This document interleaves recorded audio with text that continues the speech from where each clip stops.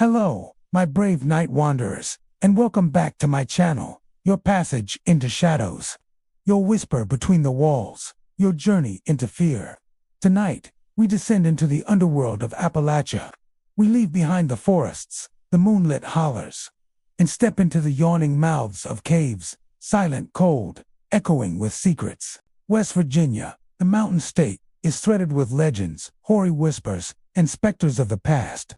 Its caves are not merely geological formations, they are tombs of memory, sealed vaults of sorrow, and chambers haunted by voices we can barely hear. In this video article, I invite you, if you dare, to explore 25 haunted caves in West Virginia you should never explore, at least alone, at night, or without respect. Some are well known, many lurk in local legend. Their entrances may be blocked, fences in place, or warnings long posted. Yet in darkness, the past stirs. Let us begin our descent, flashlight in trembling hand, breath shallow, heart pounding. May the shadows guide you, and may your courage not fail you. Deep in the heart of Riverton, West Virginia, there lies a cavern system that breathes with ancient air and whispers from an older world. Known as Seneca Caverns, this sprawling underground labyrinth has been a place of wonder, mystery, and fear for centuries. The cave is said to have been discovered in the early 1700s by a German farmer, but long before that, it was sacred ground for the Seneca people, who believed that the chambers reached into the spirit world. The echoes of their ceremonies still seem to hum faintly in the depths, where torchlight and shadows dance upon dripping stone walls. Tourists who visit Seneca Caverns describe its beauty in glowing terms: the towering limestone columns, the underground lakes, and the strange formations that look almost sculpted by hand. Yet, beneath the awe, there's a hush, a strange feeling that you're being watched.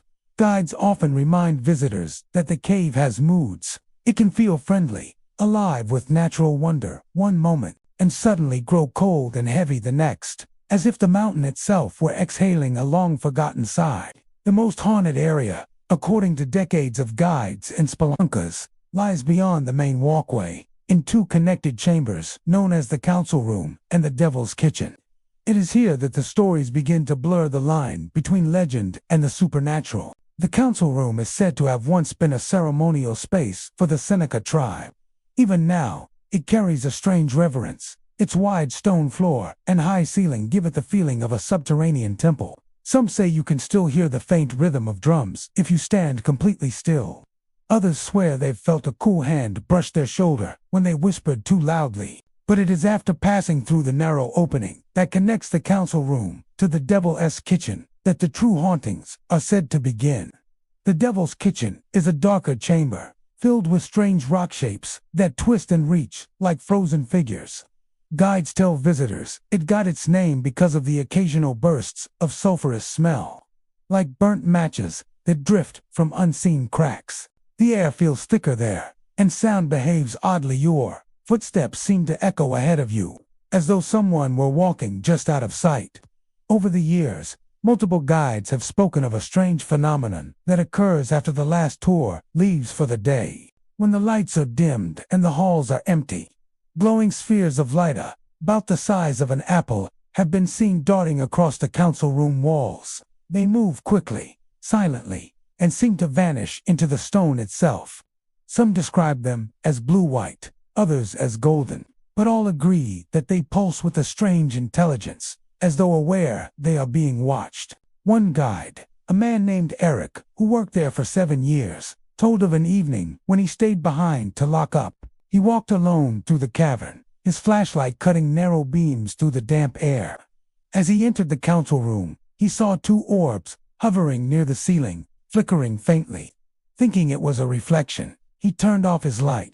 The orbs didn't fade, they grew brighter. They began to swirl slowly, circling one another, before shooting down into the narrow passage leading to the devil's kitchen. Eric followed, heart pounding, until his flashlight began to flicker. When he reached the other chamber, the air had turned icy cold, and the smell of sulfur filled his nostrils. The lights were gone, but he swore he heard faint chanting, low and rhythmic, coming from the walls themselves. He quit his job 2 weeks later. Other stories tell of tourists who returned to the surface, visibly shaken. One woman claimed that as her group stood in the council room, she felt a sudden, piercing cold in her chest. Looking down, she saw a faint shimmer of light just beneath her shirt, as if something had passed through her. Her husband, who stood nearby, said he saw nothing but he smelled smoke, like from a distant fire, and heard what he described as the sound of 100 whispers, blending into one voice. Some skeptics argue that these lights are nothing more than reflections minerals in the limestone reacting with moisture, or stray beams from flashlights bouncing off water droplets. But longtime employees say otherwise.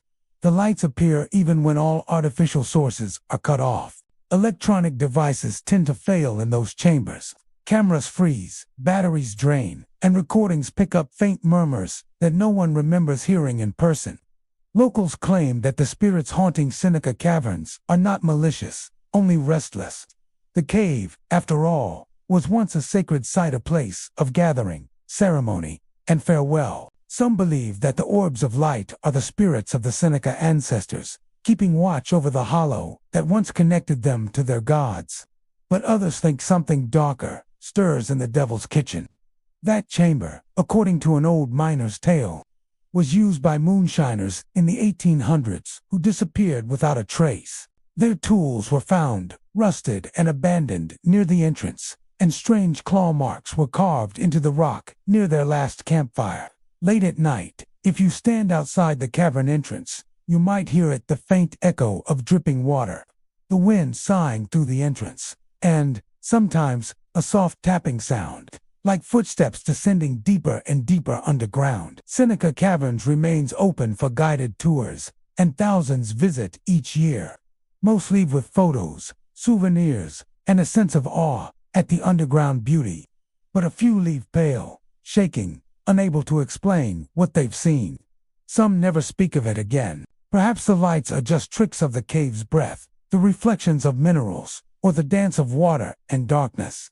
Or perhaps, as many believe, they are the souls of those who once gathered in the council room watching, waiting, guarding a place that was never meant to be disturbed. In the quiet depths of Germany Valley, West Virginia, lies a chasm that swallows light and breath alike. Its name alone is enough to stir his hellhole cave. It's a name that feels too fitting for what waits beneath the ground. A vast, silent underworld stretching for miles, filled with dark tunnels, sheer drops, and echoes that never seem to fade. Hellhole isn't the kind of cave you visit on a family trip. It's a place known to experienced spelunkas, scientists, and the few brave souls who think they can handle its abyss. It descends more than 500 feet, with miles of mapped tunnels twisting like veins through the limestone beneath the valley. The air is cold, the darkness complete, and even the most seasoned explorers admit there's something about it that feels wrong, as if the earth itself is watching. During the day, the entrance looks almost harmless, a gaping crack hidden in a patch of forest.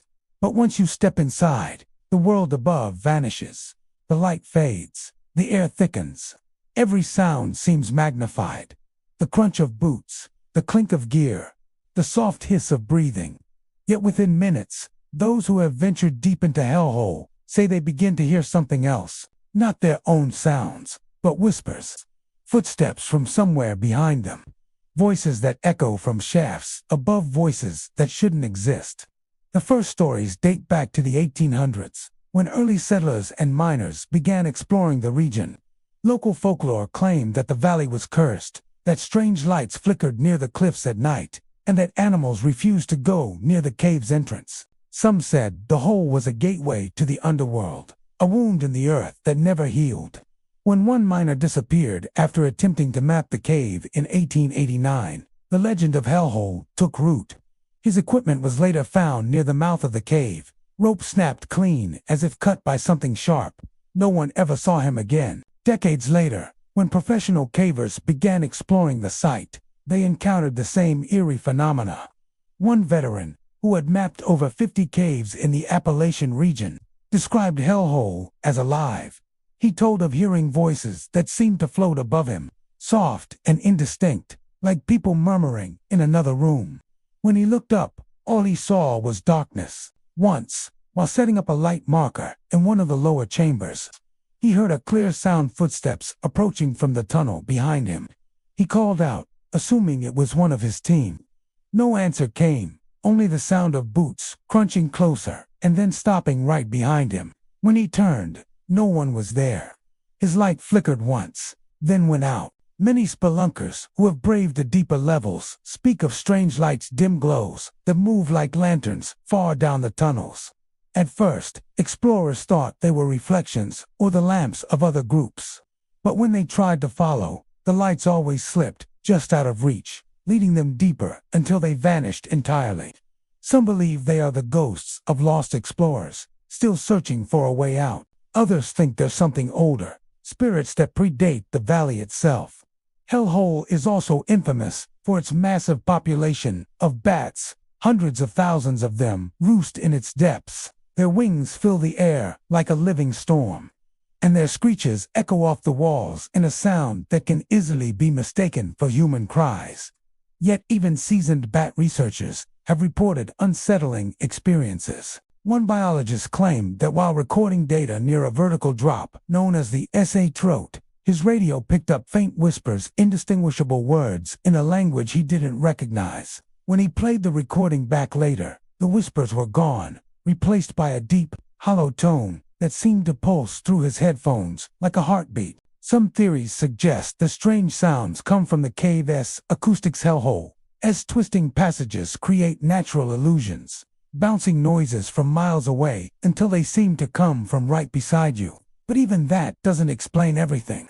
Explorers have found handprints on smooth rock surfaces, far beyond the reach of normal access points. Others have felt sudden drops in temperature, or gusts of wind in sealed chambers.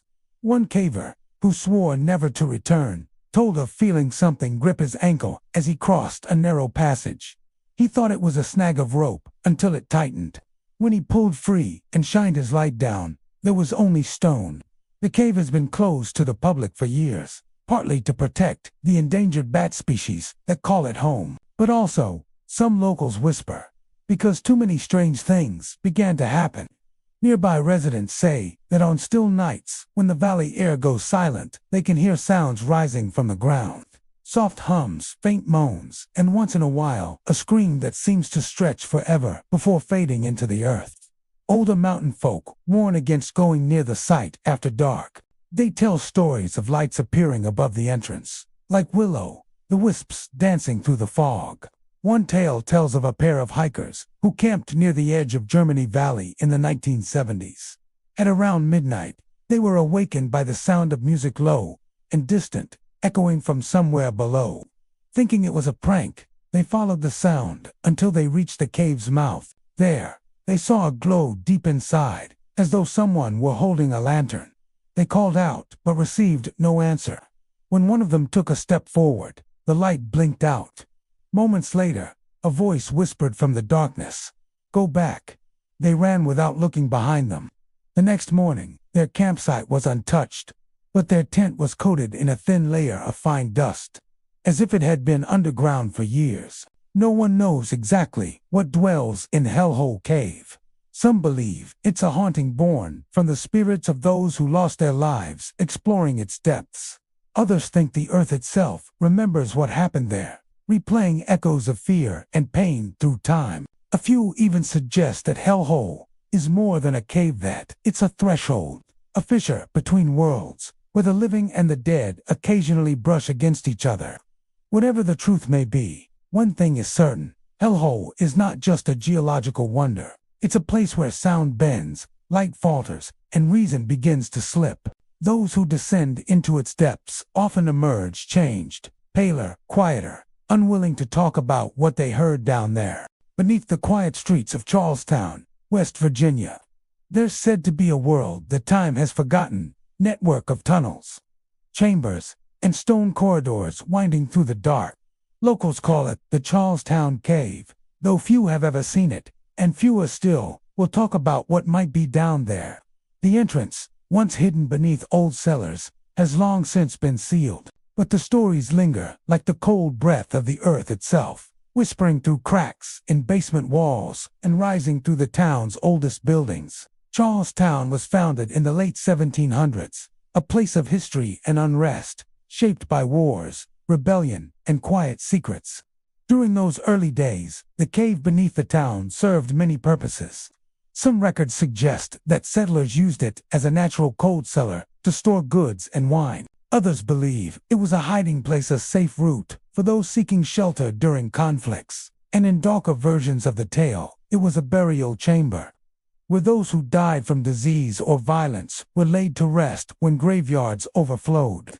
Whatever its original purpose, one thing is clear: the cave became a part of Charlestown's foundation, literally and spiritually. The buildings rose over it, the streets paved above it, and over the centuries, the entrances disappeared from public memory. But the underground never truly slept.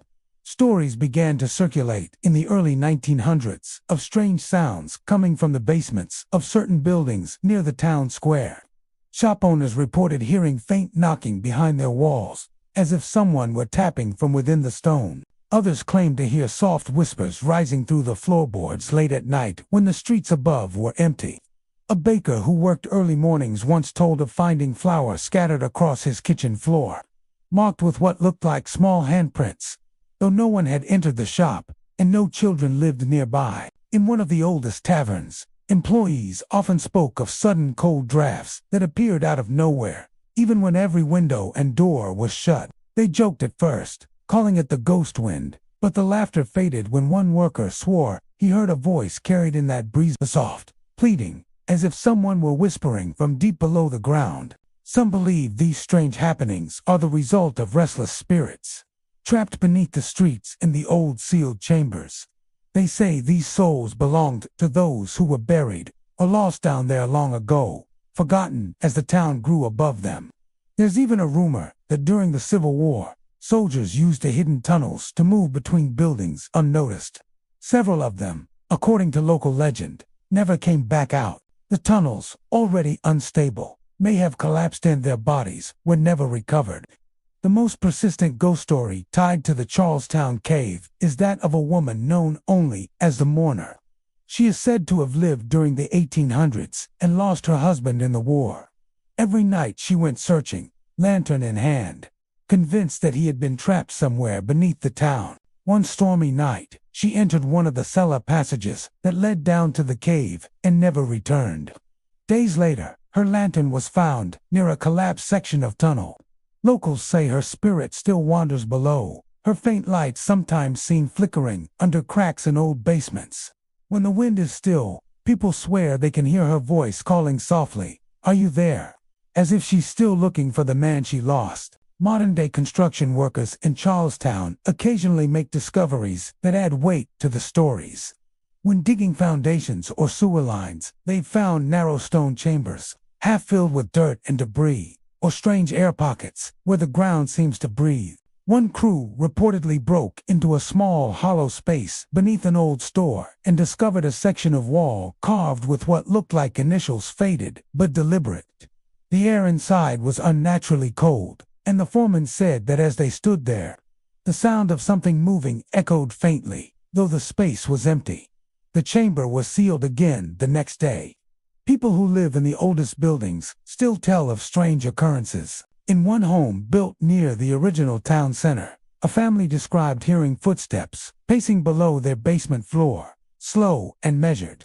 When they investigated, they found nothing, only a chill that wouldn't fade and dust falling steadily from a section of the wall, as though something were pressing against it from the other side. In another case, an antique shop owner reported that small items would vanish overnight and reappear stacked neatly near the cellar door. He began locking the basement every evening, but that didn't stop the sound of knocking from below. Even those who don't believe in ghosts admit there's something strange about the air in Charlestown's basements. Visitors often comment on sudden temperature drops or a feeling of heaviness, like the ground itself is holding its breath. Some say the layout of the town was designed to avoid certain sections, areas where the ground was known to be unstable or cursed. Whether it's folklore or forgotten engineering, the effect is the same. The town seems to carry an invisible map beneath it, one that only the dead remember. Local historians have tried for years to locate the true extent of the Charlestown Cave. Old maps reference subterranean passages and cooling tunnels, but the entrances were sealed long ago, reportedly for safety reasons. Still, rumors persist that one or two hidden ways remain bricked over doors in forgotten basements, iron grates beneath old floors, or manholes that lead nowhere but darkness. Occasionally, adventurous teens or ghost hunters claim to have found one, though they never seem to have proof. One young man in the 1980s said he discovered a narrow shaft beneath an abandoned building. He climbed down only a few feet before feeling the air turn icy. Then he heard breathing close, steady, right behind him. He scrambled back to the surface, pale and shaking, and swore never to return. Today, the cave beneath Charlestown remains sealed, its exact paths unknown. But late at night, when the streets fall silent and the wind settles, locals say the underground wakes. The faint sound of dripping water echoes underfoot. A chill creeps up through the cobblestones. And in the basements of the oldest buildings, the air seems to hum faintly, as though carrying voices from far below. Some are whisper soft, pleading. Others sound like the shuffling of unseen feet. Friar's Hole cave system stretches like a sleeping serpent beneath the ridges of Pocahontas and Greenbrier counties in West Virginia. Immense network of tunnels, vertical shafts, and hidden chambers that few have truly mapped. Cavers say it breathes, that the air moves through it like lungs expanding and collapsing. On humid nights, mist seeps from its many mouths, curling over mossy stones like ghostly exhalations. The surface world feels alive above it, but deep below, the air is still, heavy, and thick with centuries of silence. With over 40 miles of explored passages, Friar's Hole is one of the longest and most complex cave systems in the region. Its discovery dates back to the early settlers who followed cold drafts from sinkholes and vanished streams into the unknown. Some said the caves were sacred to the native tribes before European arrival, a place where the boundary between the living and the dead thinned. Others treated it as a frontier challenge, a maze to conquer. But every generation left stories of things they couldn't explain. The modern cavers experienced, rational, equipped with lights and maps, still talk about the murmurs. They describe faint sobbing carried through the stone, echoing so softly that no one can pinpoint where it comes from. Sometimes it's just one voice. Sometimes it sounds like many. A group from the 1980s reported hearing what they thought were radio transmissions, short, distorted bursts of static and words, but they had brought no radios. Their batteries drained halfway through the descent. One of the system's oldest entrances, known as the Priest's Mouth, leads down through a narrow chute into a massive, cathedral-like chamber where stalactites hang like organ pipes. The name came from an old story. A wandering friar, searching for solitude, disappeared here in the late 1700s. Locals claimed his chanting could be heard on quiet nights, rising faintly from the depths. When explorers first mapped the chamber in the 1960s, they named it after him, Friar's Hole. What unnerved them wasn't the grandeur of the space, but the faint sound of dripping water that formed a rhythm, almost like breath or whispering prayers. The system sprawls across counties, splitting into dead ends, flooded routes, and tunnels that narrow until even the bravest refuse to crawl further. Many sections are completely untouched since the earth first folded over itself. Experienced spelunkers talk of side passages that weren't there before. One man described a tunnel that opened to his right where he was sure there'd been solid rock. He turned his light and saw footprints leading into it, wet and recent. When he followed, it looped back to the main corridor, but the prints were gone. Animals avoid some of these areas. The bats that swarm other chambers keep their distance, leaving vast rooms empty and eerily silent. In those spaces, explorers often report the sensation of being watched. A subtle change in air pressure, a faint vibration underfoot, the flicker of light, where no one stands at S enough to make even seasoned cavers abandon their roots. One rescue team recalled hearing a branch crack echoing through stone, an impossible sound underground. They returned to find their ropes shifted, as if something had tugged them. No one has ever documented a figure, But nearly every story ends with the same feeling. Something moves in Friar's Hole. Not a creature, not a person's, something older. The murmurs, the sobs, the knocks in the dark, they come and go like waves. Some say it's the cave itself speaking, remembering those lost inside. Others whisper of spirits sealed within the stone, remnants of lives that ended long before maps and lanterns. In one unsettling account, a group of student researchers from Morgantown University descended into a section known as the Green Maze, setting up audio equipment to record natural vibrations. The tapes captured faint voices, words, indecipherable, tones mournful. When played backward, one phrase repeated, "Leave it shut." None of the students remembered saying anything close to that. The next morning, their tent above ground had been torn open, though there were no animal tracks nearby.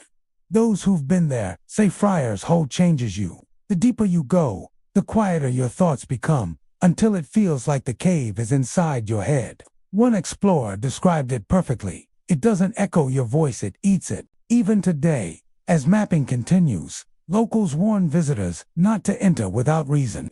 Farmers nearby swear that when the wind is right, they can hear crying through the sinkholes at night.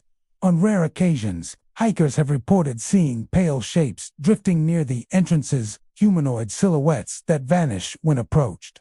No one knows what really haunts Friar's Hole. Perhaps it's the trapped air vibrating through its endless corridors. Or maybe something older than human memory still stirs below the mountains. What's certain is this: Friar's Hole isn't empty. It hums, breathes, and listens, tucked within the rugged canyon walls of Grant County, West Virginia. Smoke Hole Caverns lies beneath a landscape carved by centuries of wind and water and shadowed by something far older. By daylight, it's a popular show cave, lit by artificial lamps that make the stones shimmer. But once the lights go out, when the last tour has ended and the echoes have settled, Smoke Hole becomes something else entirely. Long before tourists came with cameras and guides with flashlights, the caverns had another purpose. During the 19th and early 20th centuries, the canyon earned its name Smoke Hole for the faint wisps of smoke seen curling from cracks in the rock. Locals knew what it meant. Deep inside those crevices, moonshiners were distilling contraband whiskey, hidden from the prying eyes of lawmen. The caverns became a refuge for outlaws, a maze of cold stone and darkness, where illicit deals were struck and rivals disappeared without a trace. The story goes that the smugglers carved out secret niches in the cavern walls to hide their barrels. They set up makeshift stills and side tunnels, using the underground river to cool their brews. The air was thick with smoke and firelight back then, and the scent of mash clung to the stone. When federal agents finally came to crack down on the trade, many of the moonshiners vanished into the labyrinth, never to return. Some say their bodies were never found because the cave took them. Others whisper that they're still down there, trapped between time and stone, their laughter echoing faintly through the dark. Even now, those who explore the deeper sections talk about the sounds, footsteps crunching on gravel behind them, or the faint metallic clink of a dropped flask. A few have heard muffled voices carrying through narrow corridors, too low to make out the words. Some visitors describe hearing laughter slow, husky, and oddly cheerful before realizing they're completely alone. In one of the most often retold tales, a guide closing up for the night walked back through the main chamber, known as the cathedral room. His flashlight beam caught movement near the far wall. Just a shadow at first, slipping between the rocks. Thinking a guest had lingered behind, he called out, but there was no response. As he approached, he noticed the smell of smoke, faint but unmistakable. Then came the sound of liquid bubbling, somewhere in the dark, like a pot just beginning to boil. He turned the corner and found nothing but stone and dripping water. When he shone his light back across the chamber, a cloud of vapor hung, suspended near the ceiling, twisting slowly before it vanished. He quit the job the next morning. There is another account from a group of spelunkers in the 1970s who ventured beyond the show path, exploring a low crawl space that eventually widened into a hidden room. There, they found an old wooden barrel, rotted through, half submerged in mud. They laughed at their discovery until one of them pointed out the footprints around it. bare feet, adult-sized, but fresh. The group turned back immediately. The deeper chambers of Smoke Hole are said to be colder than they should be. The temperature drops suddenly, not gradually, as if something unseen has entered the space with you. One section, known as the Bootlegger's Gallery, is famous for strange drafts that come and go without warning. Guides claim they often feel the air shift suddenly, as if a door had opened in the dark. Occasionally, the wind carries a smell sweet, sour, unmistakably alcoholic. Local folklore tells of a man named Jed Collins, a notorious bootlegger who was ambushed by rivals near the cavern entrance during Prohibition. They say he staggered into the cave, bleeding, clutching a sack of silver coins from his last deal. His body was never recovered, but on quiet nights, hikers nearby claim to hear coins clinking deep underground. Some believe Jed's spirit still guards his stash, unwilling to leave even in death. Smokehole Caverns has its lighter legends, 2 phantom lantern lights flickering along the water, laughter echoing during wedding tours, shadows of men in suspenders leaning against a stone as if waiting for their next shipment. But beneath the charm lies an undeniable unease. The cave's acoustics carry sound in strange ways. Whispers can travel across entire chambers. You can hear someone speaking clearly, even if they're 2 bins away. It makes it impossible to know whether you're truly alone. Many say the cavern holds a kind of memory-absorbing sounds, then releasing them later. A guide once described it as a place that talks back. Tourists occasionally report seeing figures in old-fashioned clothing standing just beyond the lights, or feeling a hand brush their shoulder when no one's near. Some claim to see darting shapes, brief, smoky forms slipping behind rock formations, moving just fast enough to make you doubt your eyes. Geologists may explain the sounds as shifting stone or underground water. Skeptics point to imagination or the power of suggestion. But those who've worked in the caverns for years swear something lingers. It's not malevolent, exactly, but it's restless. The laughter, the footsteps, the faint smell of mash, they all reminders of a time when men lived and died by firelight deep below the earth. Off a narrow, twisting path along Steel Hollow Road in Spencer, West Virginia, lies a cave that most locals would rather forget. It doesn't appear on maps, and even those who know of it rarely speak its name aloud. Steel Hollow Cave. It looks harmless at first glance. A yawning mouth of stone swallowed by overgrowth, damp with the smell of moss and rot. But those who step too close say the air itself changes, growing thick and heavy, as though the mountain is holding its breath. Long before the cave became a whispered legend, it was home to a small family seeking refuge from hardship. In the late 1800s, a coal miner named Thomas Greer brought his wife, Eleanor, and their 2 children, Clara and Samuel, to live in the cave after falling on desperate times. Their home had burned to the ground in a lightning fire, and with no money to rebuild, Thomas used what he could find. The cave offered shelter from the biting Appalachian winters and the eyes of those who pitied them. To Thomas, it was a fresh start. To Eleanor, it was the beginning of the end. The cave was dark and wet, its walls seeping with cold. They built a crude hearth from stones and kept a small fire burning to fend off the chill. For a while, it seemed they might survive. Thomas worked odd jobs in nearby towns, returning every few days with meager food, salted pork, bread, or flour.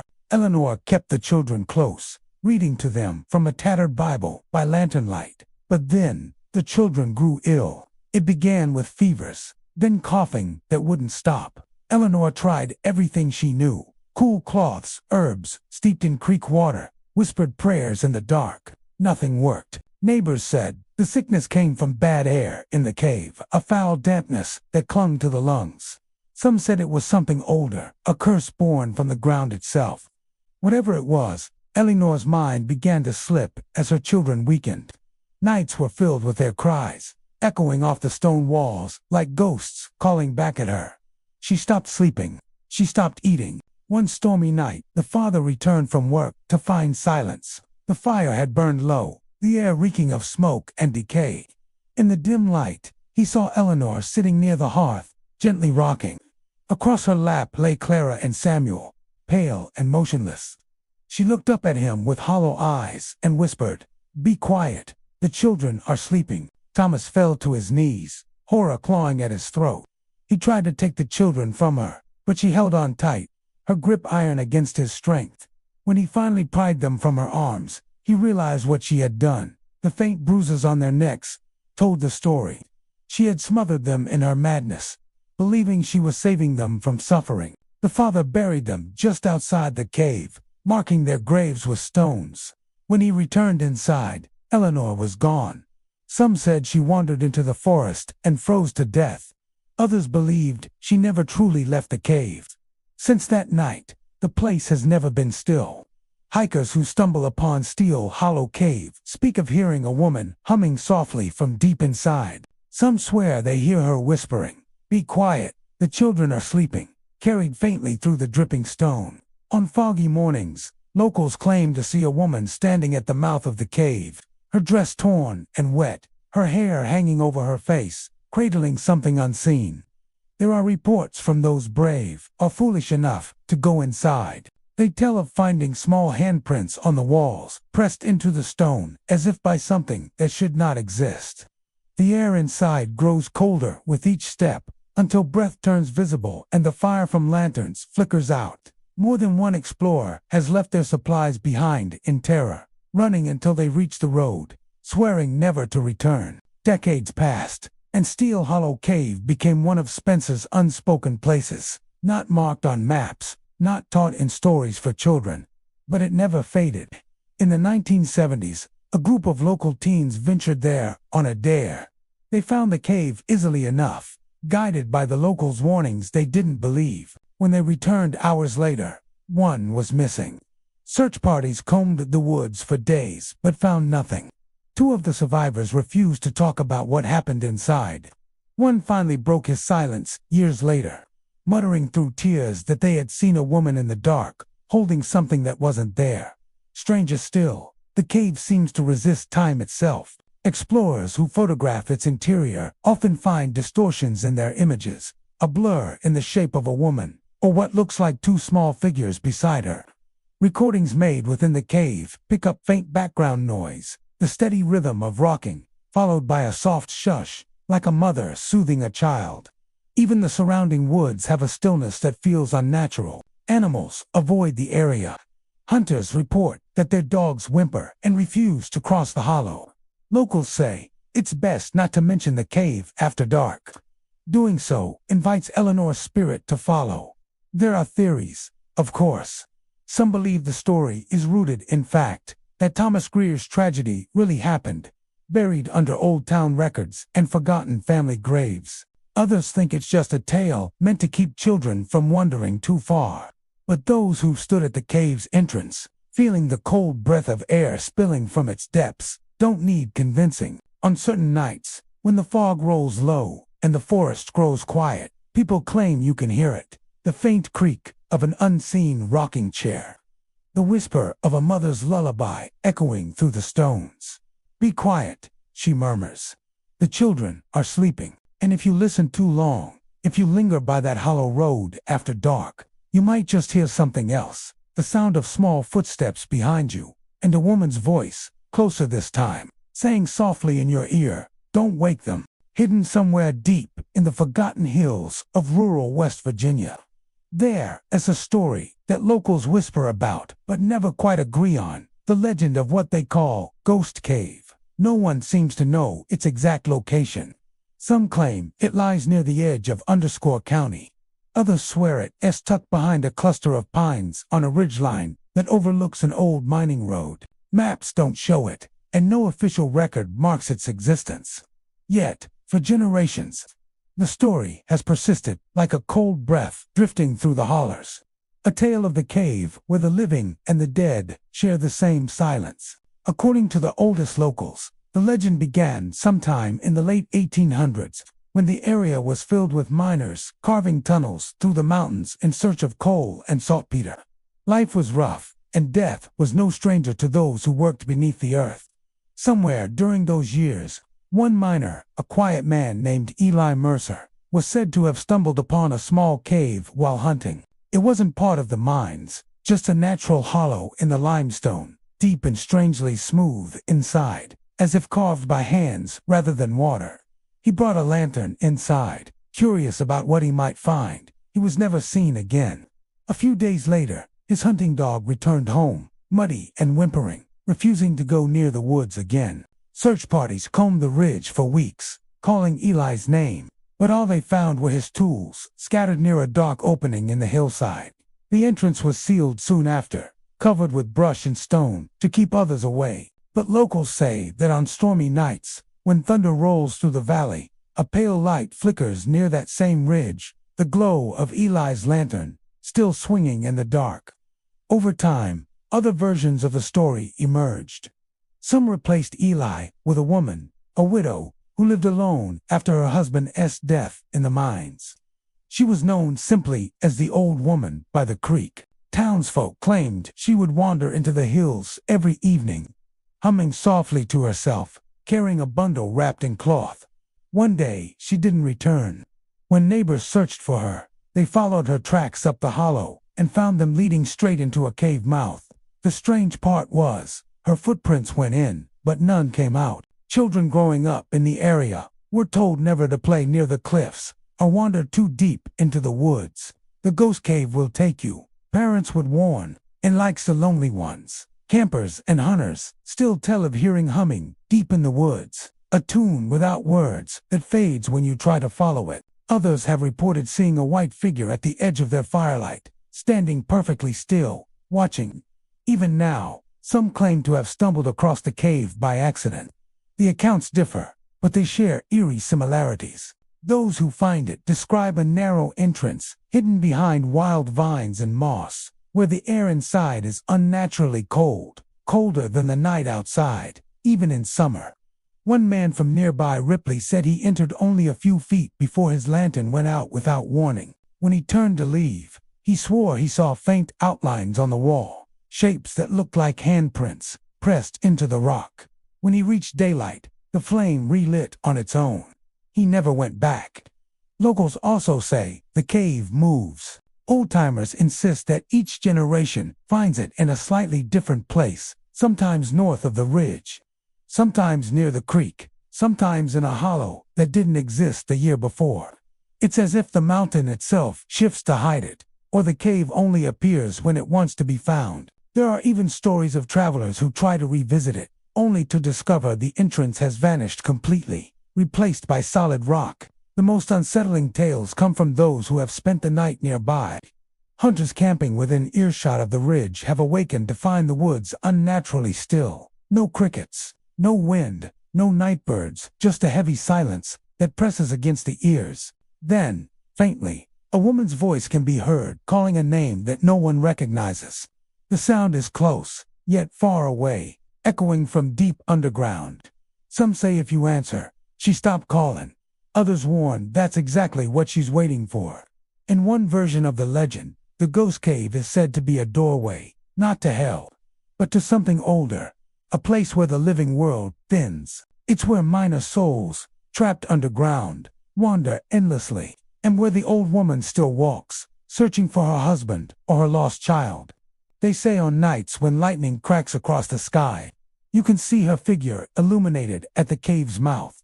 A shape made of mist, clutching something close to her chest. The light flashes, and she's gone, leaving only the smell of damp earth and the sound of distant dripping. Though skeptics call it superstition, there are stories that continue to surface. A hiker in the 1990s claimed he followed a cold draft through the trees and found an opening in a hillside he'd never noticed before. Inside, he heard faint breathing that wasn't his own. When he turned back toward daylight, he realized the entrance looked smaller, as if the stone itself was closing. He ran out, scraping his arms and face, and when he looked back, there was no cave at all. He left the woods shaking, convinced he'd been somewhere he wasn't supposed to be. No one has ever photographed a ghost cave successfully. Every attempt either shows nothing but rock, or strange distortions of light and shadow. Some believe it's because the cave doesn't exist in one place, that it's a shifting wound in the hills of West Virginia, appearing only when tragedy calls it forth. Others say It's not the cave that's haunted, but the land itself, soaked in the grief of miners and families who once lived and died beneath the mountain's weight. Deep in the coalfields of southern West Virginia, where the mountains breathe black dust and the earth holds secrets older than time, there are places few dare to go anymore.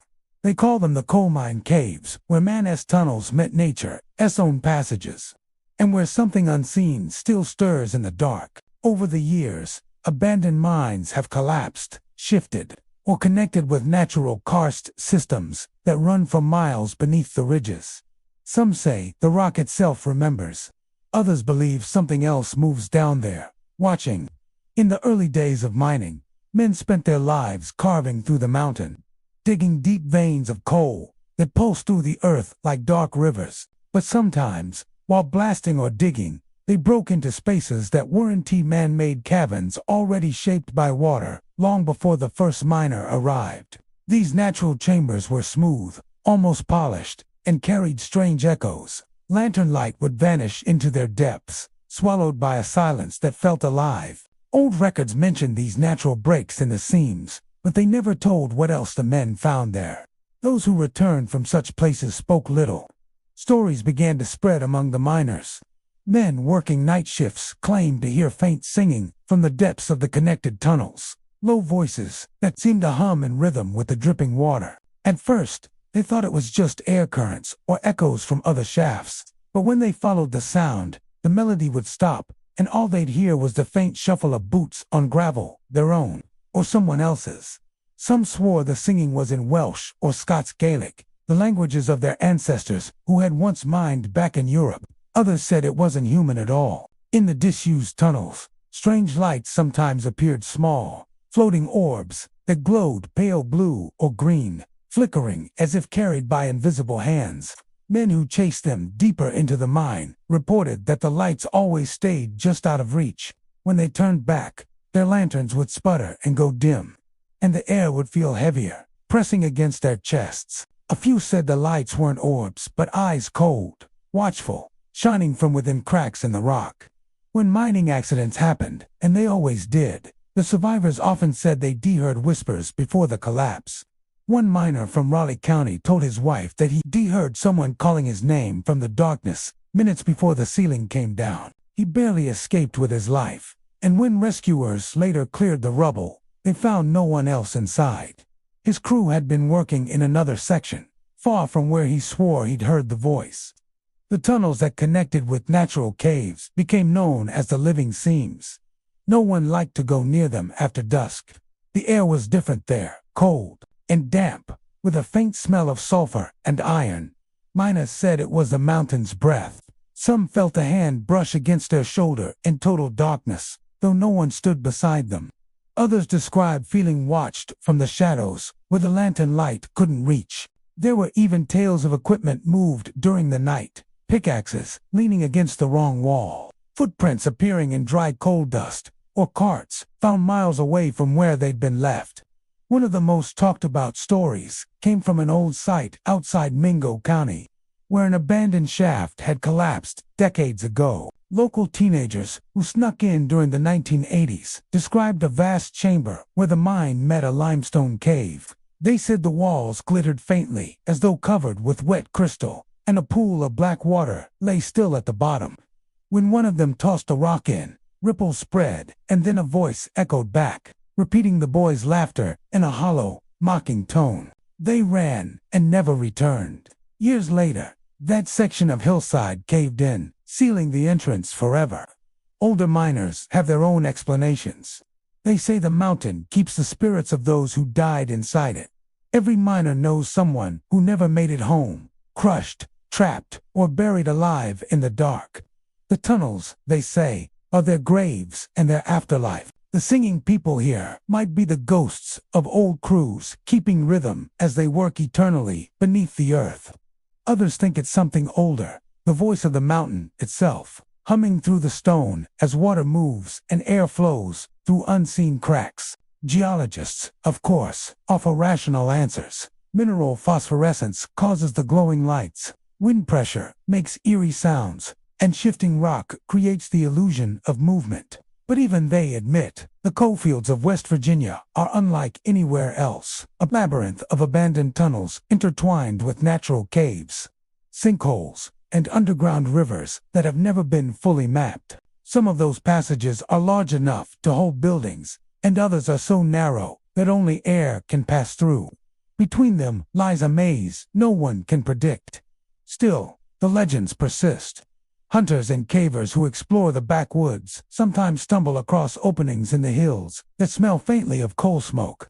Even though the mines have been sealed for decades, when they peer inside, they hear dripping water, and sometimes voices that sound like men arguing softly in the distance. No one can explain it.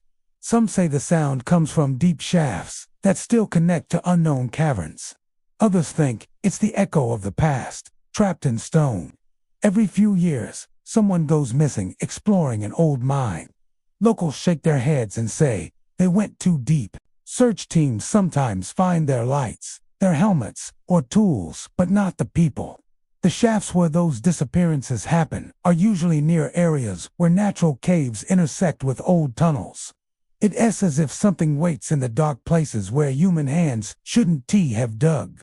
At night, when storms roll across the southern mountains, people say you can still hear faint music coming from the hills. It sounds like a hymn carried on the wind, slow, mournful, and deep. No one knows if it's the voices of miners, the breath of the mountain, or something that has lived in the dark long before men came with picks and fire. But those who've worked underground don't question it. They simply nod, look toward the hills, and murmur, "The mountain sings when it remembers." Across the backroads and forgotten valleys of Appalachia, where the forest swallows old train lines and iron bridges rust into the earth, lie strange, half-forgotten passageways the locals call tunnel-cave hybrids. They were built in the late 19th and early 20th centuries, when railways were carved through mountain stone to carry coal and timber from one hollow to another. Over time, when the trains stopped running and the tracks were torn away, nature began reclaiming what man had made. Many of those tunnels didn't just collapse. They connected with natural caves hidden beneath the hills, forming a labyrinth of man-made corridors and untouched caverns. Now, they're the heart of some of West Virginia's eeriest ghost stories. Most of these tunnels lie in silence, half blocked by rock falls and vines, their entrances yawning like the mouths of forgotten beasts. On certain misty mornings, hikers say the air around them feels heavier, cooler, as if the tunnel is exhaling. They call these places cursed or alive, depending on who you ask. And every town seems to have its own version of what lives inside them. One of the most persistent legends is that of the Tunnel Woman. Her story varies depending on where it's told. In one version, she was the wife of a rail worker who vanished in a cave-in. In another, she was a passenger waiting for a train that never came, struck down when the line was shut and the tunnel sealed.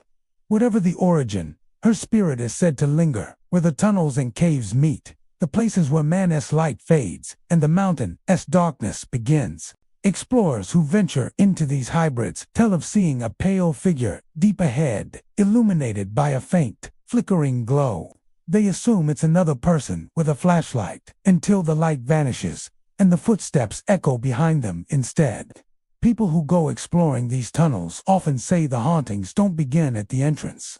It starts later, when they find the break, the section where a carved rail tunnel gives way to a natural cavern. The change is subtle at first. The floor becomes uneven, the air damp and still, and the echoes shift from metallic to organic. Some explorers say that's the moment they feel watched. A few claim they hear whispers, or the scrape of boots on gravel, just beyond the reach of their headlamps. One man from Fayette County, who mapped an abandoned line near the Gauley River, said he walked nearly half a mile before realizing the tunnel had no end. It had become a cave. When he turned back, he saw a lantern flickering far behind him, moving steadily closer. He shouted, thinking another explorer had followed him. The light stopped, wavered, and then went out completely. When he reached daylight again, there was no one there. Locals call it the echo of the rails. Some believe the ghosts of those who died building the tunnels still walk their length, lanterns in hand, searching for an exit. Others think it's the mountain, reclaiming what was taken. the rock shifting, whispering through the voids left behind by dynamite and pickaxe. But even skeptics admit something uncanny happens in these places. Sound doesn't behave normally. A single footstep can bounce through the dark, like someone walking beside you. Breath seems to linger, and lights sometimes flicker without explanation. One of the most haunted is said to lie along an abandoned stretch near Mercer County. The tunnel there was blasted through shale and limestone, eventually breaking into a large underground chamber that was never documented by the original engineers. In the 1930s, after the railway closed, teenagers used to sneak in at night, lighting candles and daring each other to walk to the far end. One group claimed they heard faint weeping near the midpoint. When they followed the sound, they found the marks of old railway ties, half rotted and slick with moisture, and a single woman's shoe lying on the floor.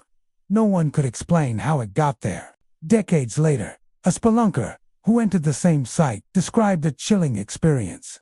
Deep inside, he found a natural shaft leading upward toward an unseen ceiling. He stood beneath it, calling out, testing the echo. A voice answered his own, but distorted, lower, as if spoken by someone else. He turned off his headlamp for a moment, listening. In the dark, he heard soft breathing, not his own, and the unmistakable clink of metal on stone, like a lantern swinging against a wall. Many of these tunnels are collapsing now, and nature has nearly hidden them. Trees grow through the track beds, and water seeps through cracks in the ceiling. Some entrances have been completely overtaken by vines, visible only to those who know where to look. Still, every few years, explorers and urban adventurers go searching for them, hoping to glimpse the ghosts of the old railways. They carry flashlights, ropes, and cameras, but most admit that once inside, technology feels useless. Batteries die quickly, compasses spin, and sounds seem to come from every direction at once. People say that if you stay long enough, you begin to hear the train that no longer runs, the distant rumble of iron wheels echoing through stone, followed by a woman's soft humming, faint but distinct. It always stops when the light of your lamp touches the walls. Others tell of finding rail spikes embedded in limestone, rusted through but still warm to the touch, as if the tunnel remembers the heat of the engines that once passed through. What makes these tunnel cave hybrids so unnerving isn't just the darkness, but the transition. You start in a place built by men, arches, timbers, old bricks blackened by soot, and then, step by step, the world changes. The structure dissolves into raw stone, the ceiling lowers, and the air grows thick and heavy. That's when the mountain takes over. That's when the stories say the ghosts appear. Those who ventured too far often describe a sudden sense of confusion, as though time bends. The air turns colder, and the beam of their flashlight catches strange shapes on the walls, carvings that no miner could have made, symbols older than the tunnels themselves. Some believe these marks were part of the natural cave, left by early settlers or native peoples. Others think they belong to something far older, something that has lived in the mountains since before the first pick struck coal. Whatever the truth, the stories persist. Locals warn not to enter the tunnels after dark, not because of collapsing rock or hidden pits, but because of what you might meet in the in-between, the place where human hands ended and nature continued. They say that if you hear footsteps behind you, don't turn around. If you see a lantern flicker ahead, don't follow. Deep in the heart of West Virginia's Greenbrier Valley lies a network of caves that few people know about, and even fewer dare to explore. Hidden behind thickets of laurel and shaded by towering oaks, these are the old saltpeter caves, relics of another time, carved and mined by hands long turned to dust during the colonial era and throughout the Civil War. They were vital to survival, producing the essential ingredient for gunpowder. What began as a practical enterprise, however, left behind more than just pick marks and debris. It left echoes, faint, unsettling whispers in the darkness that many believe have never truly faded. The Greenbrier Valley, with its limestone ridges and sinkhole-pocked pastures, is riddled with natural caverns. When settlers arrived in the 18th century, they discovered that the soil within certain caves was rich in nitrate, saltpeter, as it was known then. During times of war, when imported powder was scarce, men and boys would haul barrels, shovels, and torches deep underground, scraping the mineral-laced dirt from the cave floors and walls. Fires were built to extract the crystals, leaving smoke-blackened ceilings that still bear witness to their labor. But while the work was necessary, it was also treacherous. Caves collapsed, air ran thin, and some who went in never came back out. Locals say that when the last miners left, they didn't just leave their tools behind, they left pieces of themselves. Those who venture into the older, lesser-known caves speak of strange sensations, as if the mountain itself is breathing around them. The air is heavy and cool, carrying a faint metallic temps. Old wooden supports still stand in places, gray and rotting, marking tunnels that lead nowhere. Sometimes, explorers find rusted buckets or long decayed leather straps hanging from stone walls. But it's the sounds that make most turn back, faint scraping noises, like shovels on rock, or the distant giggle of a child that vanishes when you call out. According to Greenbrier folklore, the caves once served as shelter for more than miners. During the Civil War, soldiers used them to hide supplies and, occasionally, deserters or wounded men. One story tells of a Confederate soldier who took refuge in a saltpeter cave after being shot near Lewisburg. He crawled inside to escape capture, lighting a small lantern to tend his wound. Days later, locals found the lantern still burning, but the soldier was gone. They say you can still see his light wandering the walls, flickering like a candle carried by invisible hands. Then there's the tale of the Carter family, who lived near one of the larger caves on private land. In the 1890s, the youngest daughter, Lily, was said to have gone missing while playing near the entrance. Searchers scoured the woods for days, calling her name, but only her small wooden doll was found propped upright on a rock just inside the opening. Ever since, hikers claim that, on still afternoons, when sunlight slants across the cave mouth, they can hear the faint laughter of a child echoing through the stone corridors. No one ever sees her, but the sound is unmistakable, a quick, breathy giggle, as if she's just ducked out of sight. Cavers who have explored these places say the Greenbrier saltpeter caves are unlike any others. Some passages twist sharply and open into chambers large enough to fit a house, while others narrow to barely a crawl space. In certain areas, the floor dips into pits filled with black, still water, old extraction sites now flooded with groundwater. When lights are shone into the pools, strange reflections appear, rippling and distorted, as if figures are moving beneath the surface. More than one visitor has reported seeing a shape rise and fall in the water. Though nothing solid ever breaks through, scientists might explain the noises and shadows as the natural play of echoes, air currents, and reflections. But those who've been there alone tell a different story. One Greenbrier local, a historian who documented early mining operations, claimed he was photographing one such cave when he heard what sounded like soft humming. Assuming another person had entered, he called out, but no one answered. When he turned his flashlight toward the sound, he saw movement, a thin shadow crossing between two stalagmites. Moments later, the humming stopped, and the cave fell completely silent.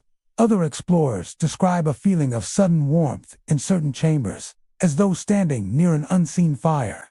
Yet there are no flames, no torches, only the dark. Some find strange markings on the walls, initials scratched in soot, tally marks, counting something unknown. A few claim to have seen the ghostly outline of a miner kneeling at his work, his arms moving in silence as if still digging. When light falls on him, he fades like mist. It's said that every saltpeter cave in the valley has its own presence. Some feel watchful, others mournful. One particular site near Ronceverte is rumored to have a section where all sound vanishes completely. No footsteps, no dripping water, no breath. Locals call it the dead chamber. Those who enter describe an overwhelming pressure in the ears and a sensation of being surrounded, as though invisible figures stand just beyond reach. Many refuse to go deeper once they reach that point. Even above ground, the caves seem to influence the land. Nearby farms sometimes report lights glowing faintly under the soil at night. small orbs drifting through the mist like sparks from a fire. Animals avoid certain hillsides, refusing to graze or rest near the hidden entrances. And during heavy rain, when the caves flood, the water that emerges is tinted red, staining the creek beds for days. Old-timers say that's the mountain weeping, washing away memories too dark to hold. Over the centuries, the entrances to many of these saltpeter caves have been sealed or forgotten. Some are on private land, hidden behind barns or within forest thickets.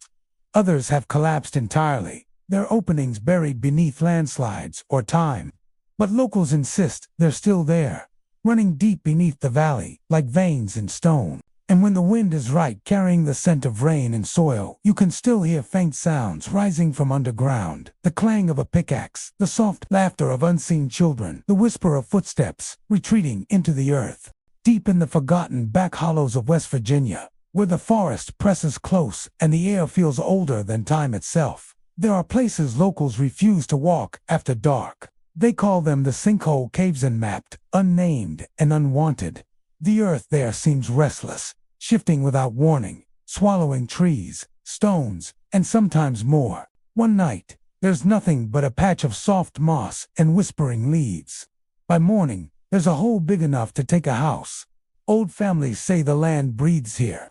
When it exhales, you can hear the sigh from half a mile away. When it inhales, the ground trembles, and sometimes the forest goes utterly silent, as if listening. Those who have seen the lights pale, blue or flickering white say they float near these sinkholes like willow, the wisps, guiding or warning, no one can say.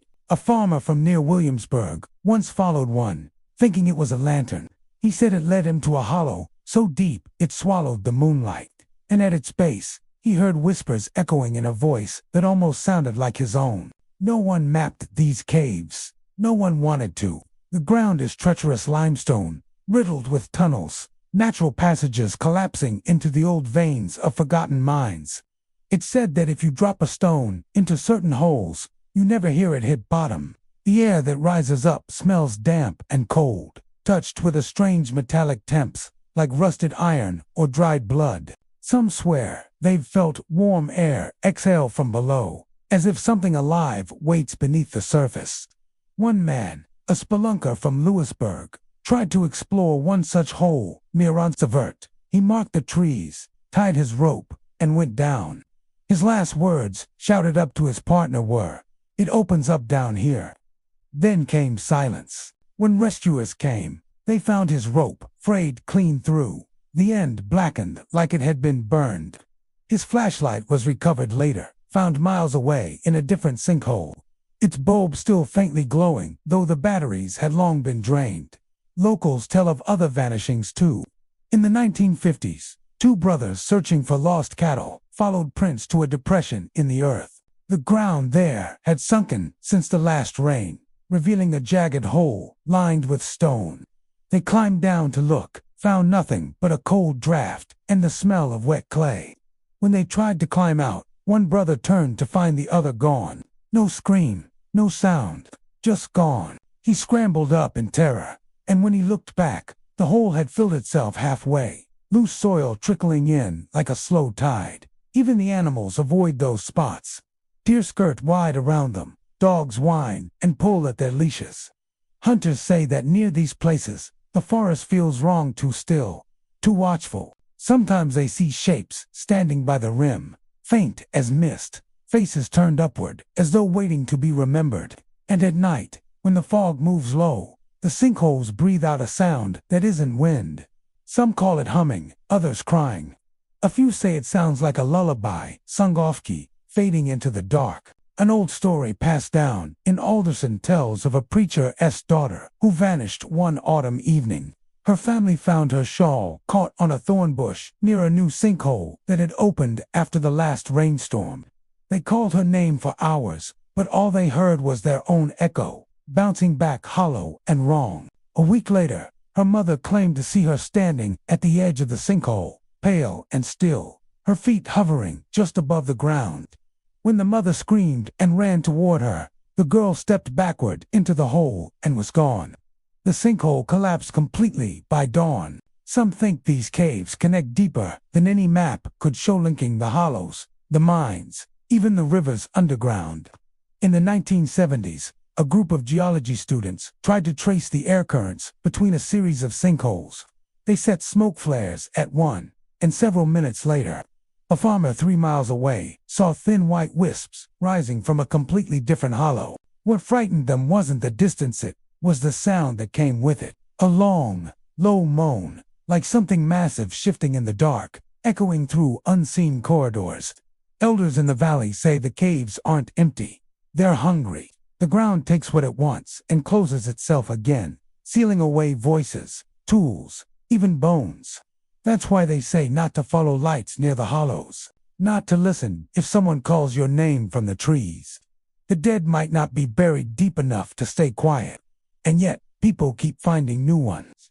After every heavy storm or thaw, fresh cracks appear, sometimes just wide enough to peer into. A strange wind rises from them, carrying whispers no one can understand. Once, a hiker near Droop Mountain reported seeing faint outlines of hands pressed against the slick rock walls, fading as he watched. He said it looked like they were trying to climb out. Geologists shrugged and call it coincidence, sable terrain, underground erosion, normal sinkhole behavior. But the locals know better. They say the hollows remember. Every cave has a voice, and every hole in the earth is a mouth waiting to speak or to feed. Some nights, if you stand quietly in the woods, you can hear it. The faint crack of stone shifting far below, the sigh of air escaping through unseen cracks, the murmur of something deep and patient beneath the soil. If you listen too long, it almost sounds like breathing, and when the wind dies, you can almost hear the whisper, soft, coaxing, close to your ear, asking you to come closer to the edge. In the rough, fog-wrapped hills of the Hatfield-McCoy region, where the creeks cut deep and the ridgelines seem to watch you back, there's talk of a cave no one dares to mark on a map. They call it simply the Feud Cave. Some say it lies just over the Tug Fork, where the border blurs between Kentucky and West Virginia. Others insist it shifts its mouth, hidden by brush and shadow, opening only when the air is heavy with rain. Whatever the truth, the stories agree on one thing. On certain nights, when the wind drops and the moon is pale, you can still hear fighting in the stone. The land remembers. These hollows were once soaked in bitterness, in old family blood and whispered oaths. During the feud years, they say outlaws and kinfolk alike used the cave as refuge and hiding place, sometimes for loot, sometimes for bodies. Men would vanish into it, chasing revenge or running from it. The lucky ones came back with stories of glowing eyes in the dark. The unlucky ones were never seen again, though their voices, people say, never quite left. A miner from Machuan told once of stumbling on the cave during a summer storm.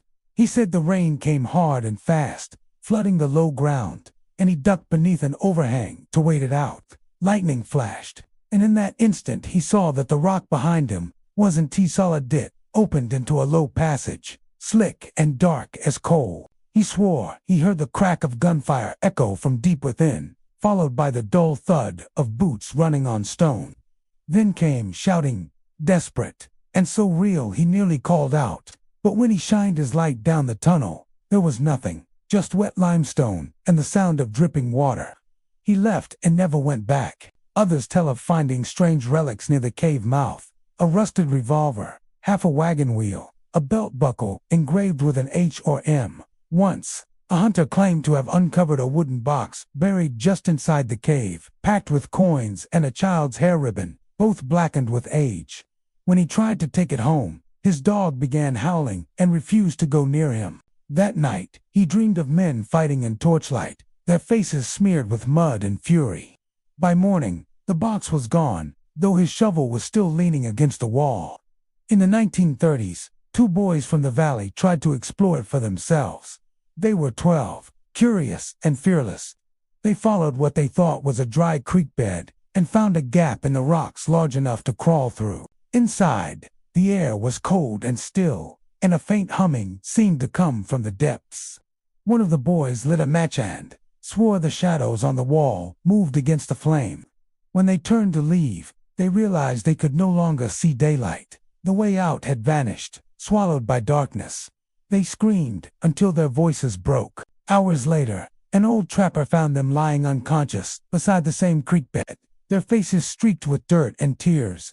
They never spoke of what they saw, but one of them refused to go underground ever again. The locals say the cave doesn't just hold air and stone. It holds memory. On hot summer nights, when the cicadas fall quiet, you can sometimes hear the distant clang of metal, the stomp of boots, the shout of names long forgotten. Some say it's just the wind carrying echoes from the gorge. Others say it's the Hatfields and McCoys still fighting, bound by their own anger, doomed to replay their hatred in the echoing dark. There's a woman from Logan County who swears she heard it firsthand. She'd gone out to gather herbs by the old river trail when she noticed her lantern flickering, though the air was still. Then she felt a sudden drop in temperature, a cold that crawled up her spine. From the rocks below, a voice began murmuring, low, at first, then rising into a cry of rage. She thought it was someone hurt and called out, but the voice only grew louder, joined by others, overlapping in a fury of argument she couldn't understand. When she ran, her light went out completely. She said she could still hear them shouting, even as she crossed the ridge, fading only when the dawn came up behind her. Over the years, others have tried to find it. A group of college researchers came once, hoping to document the phenomenon. They brought recording equipment, ground sensors, even a drone. The drone went in first, lights flashing. It flew only 30 feet before the feed cut out. When they retrieved it later, its casing was cracked and covered in fine dust as though it had been buried for decades. The footage showed only the mouth of the cave, then a burst of static, followed by faint whispers in the background. The words were indistinct, but one phrase repeated again and again. Don't come back. The cave remains uncharted, though everyone in the region knows someone who swears they've seen it. It seems to appear after heavy storms, or when the fog sits low in the valley, always for a night or two, then gone. The earth shifts, covering the entrance again, until it chooses to open.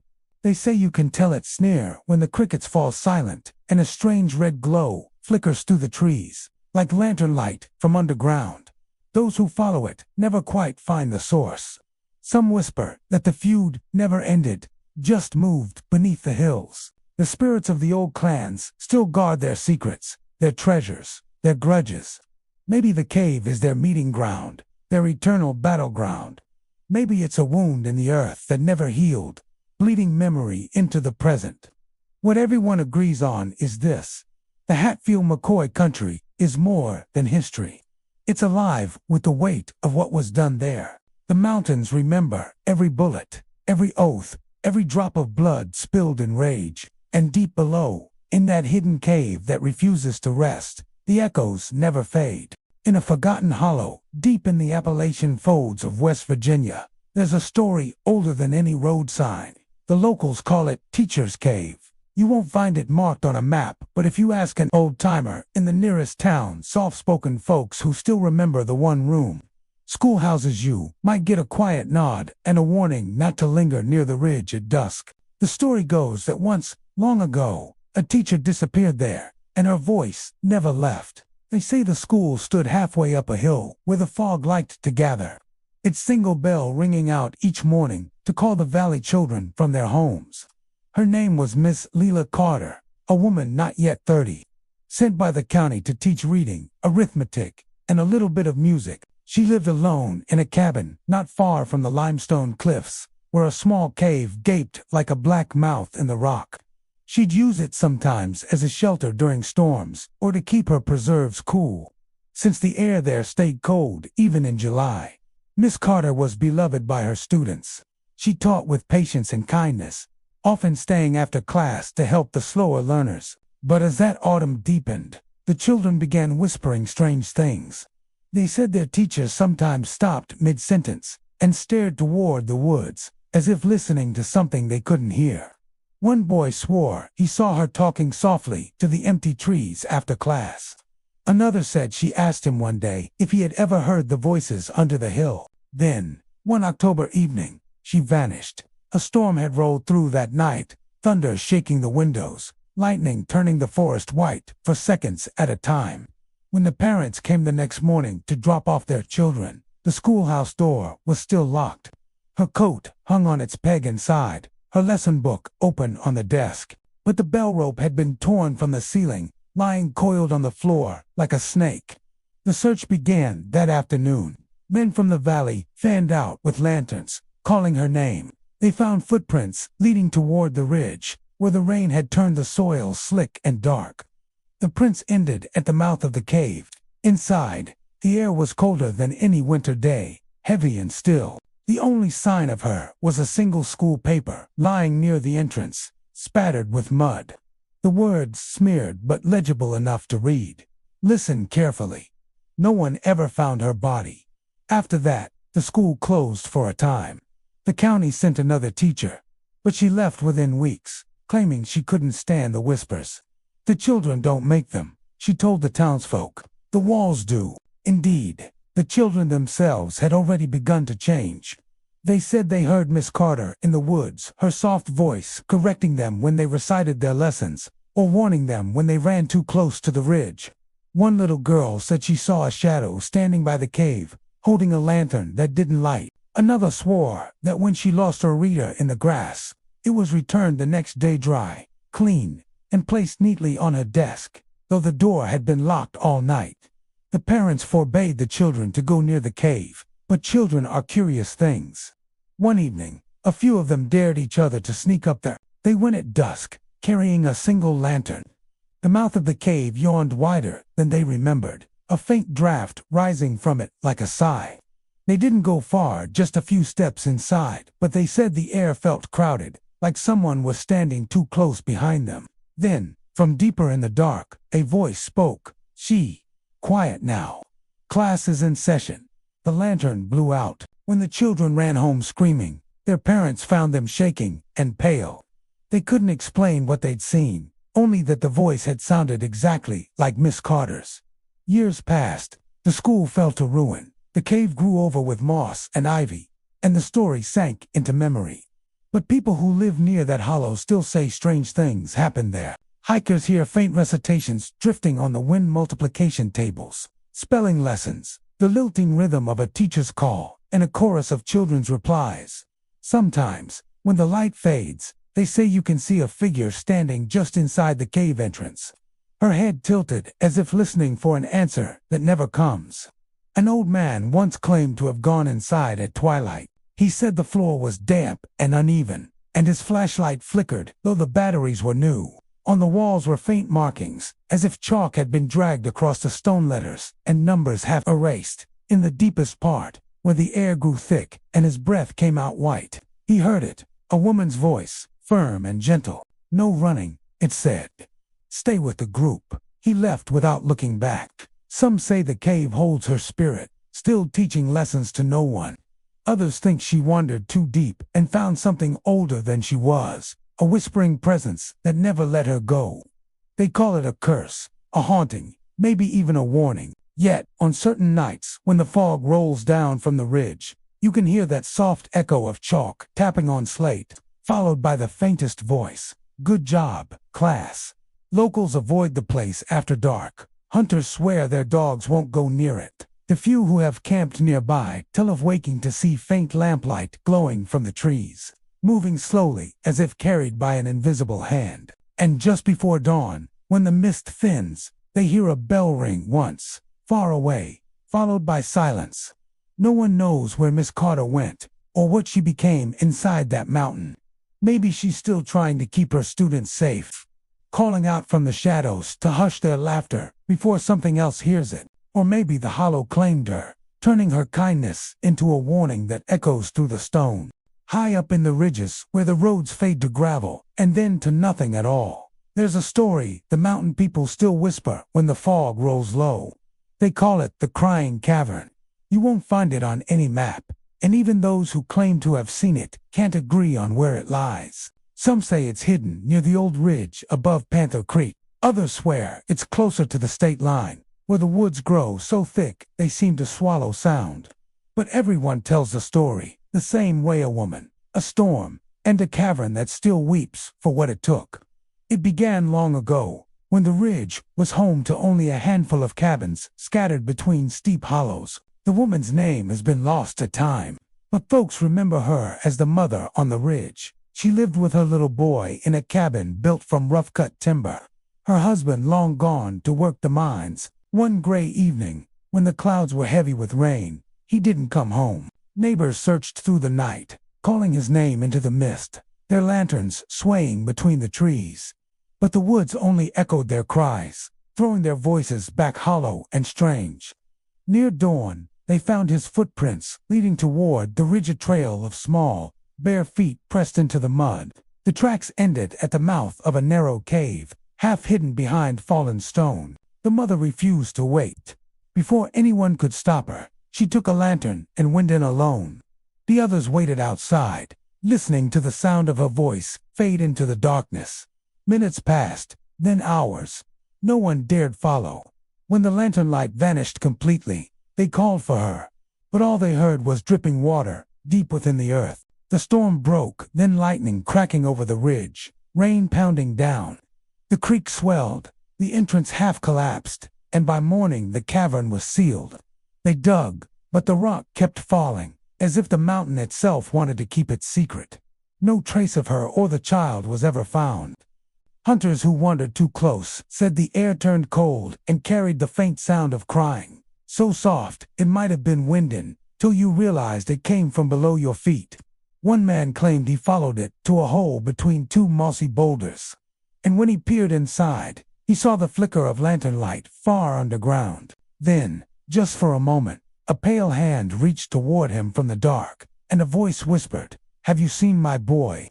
He ran all the way back to town and never went hunting again. They say the crying comes strongest at twilight. Sometimes it's just a single sob carried on the breeze.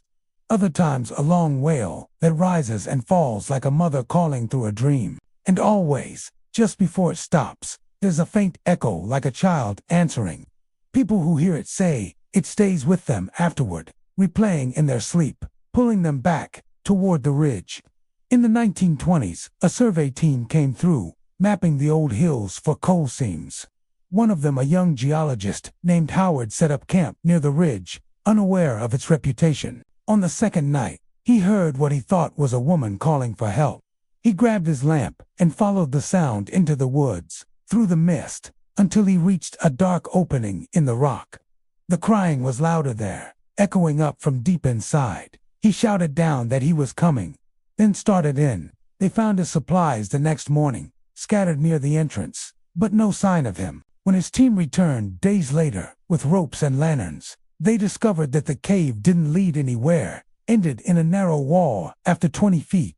Still, as they stood there, one of them swore they heard crying again, faint and distant, as if it came from behind the stone. Over time, the ridge became known as a place of sorrow. Animals avoided it. Even the wind seemed to die when it passed over. The few who dared climb there at dusk told of seeing a figure standing at the cavern's edge, a woman in old-fashioned clothes, her face pale and wet with tears. Sometimes she raised a hand, beckoning, as if asking for help. Other times, she turned and vanished into the stone itself.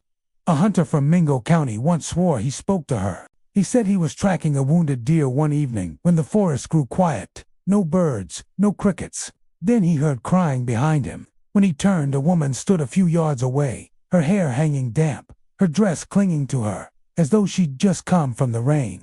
She looked at him and said softly, "He's still in there." Her voice was hollow, like it came from far away. The hunter blinked, and she was gone. He left the woods before nightfall and never returned to the ridge. No one knows if the cavern truly cries, or if it's just the mountain's way of remembering.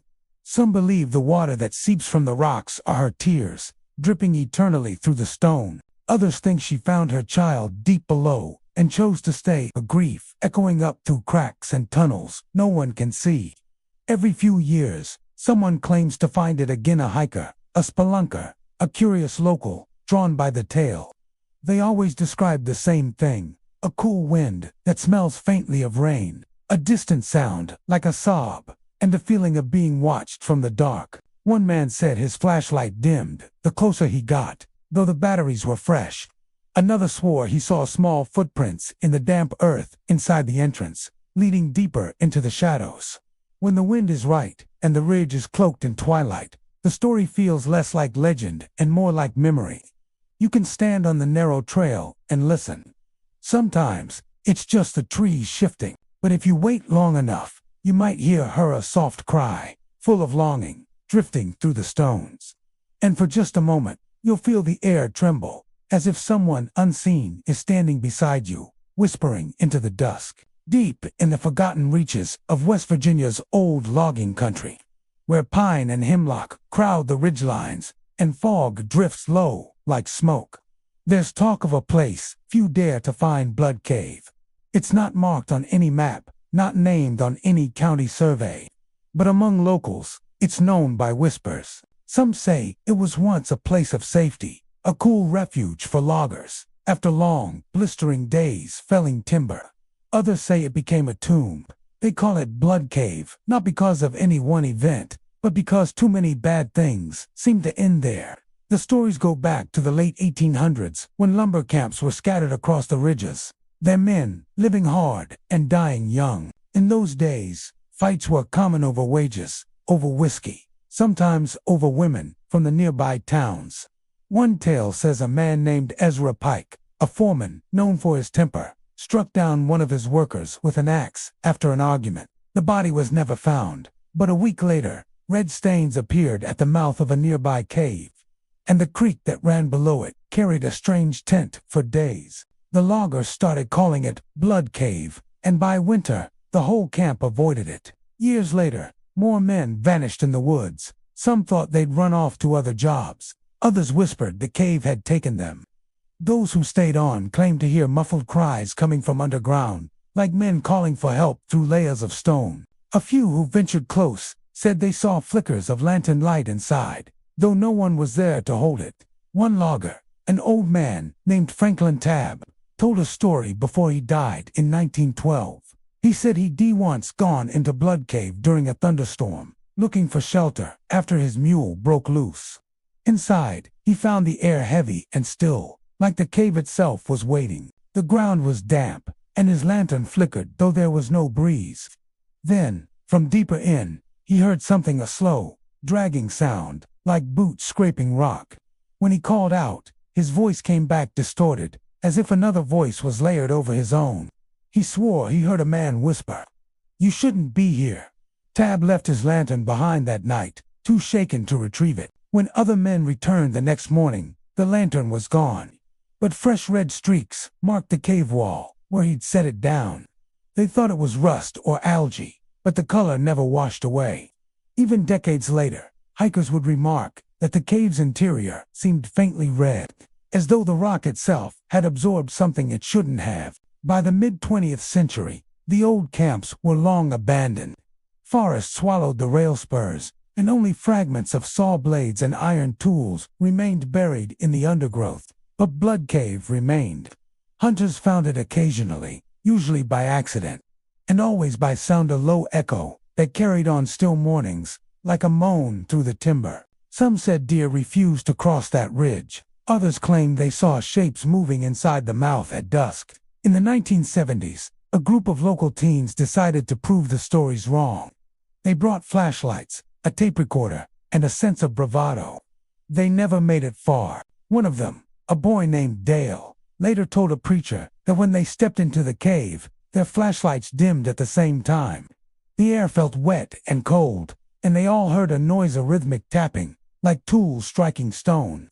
When Dale turned back toward the entrance, he saw a man standing just inside the light, tall, with a miner's lamp glowing faintly on his head. The man's face, he said, looked half-gone, skin pulled tight as paper. Dale ran. The others followed. When they played the tape recorder later, it picked up more than just their voices.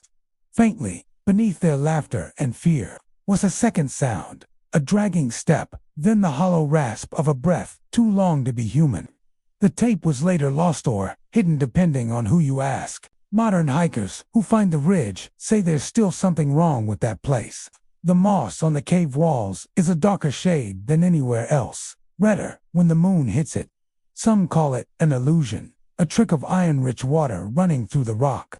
Others say that when the air is still, you can hear something drip inside, steady, patient, and too rhythmic to be rain. Locals in nearby hollows don't like to talk about it much. They'll give vague directions, a hand wave toward the timberline, but never an exact path. They say the woods change around Blood Cave, that the trees shift subtly, and what's a trail one day vanishes the next. A few older residents claim the spirits of those who died in the logging days never left. The forest was their home, and their anger at how they were used, worked, and forgotten still clings to the earth. One widow from the 1940s, long since gone, used to say she could hear the men calling from her porch when storms rolled through the valley. "They ain't angry," she'd whisper, "just lost." But others disagree. Some claim the cave hums low when anyone approaches it, like a warning, and if you listen too long, you'll hear the old axes swing again, the shouting start, and the blood seep through stone. Now, even local explorers stay away. They say the cave's mouth looks smaller every year, as though the earth is swallowing it out of mercy or fear. And on the rare nights when lightning flickers across the ridge, some swear they can see silhouettes of men standing by the entrance, shoulders bowed beneath phantom tools, eyes glowing like the embers of a long-dead fire. There's a stretch of rugged beauty near the New River Gorge in West Virginia, where the forest meets sandstone cliffs, and hikers pass through tunnels of green that seem to hum with their own ancient energy. Not far from one of the lesser-used trails, there's a cave the locals Dan T. like to mention, simply referred to as the cave near the gorge. It's small, half hidden behind ferns and moss. But those who have ventured inside claim something there remembers every footstep, every whisper, and every breath. The cave isn't on official maps anymore.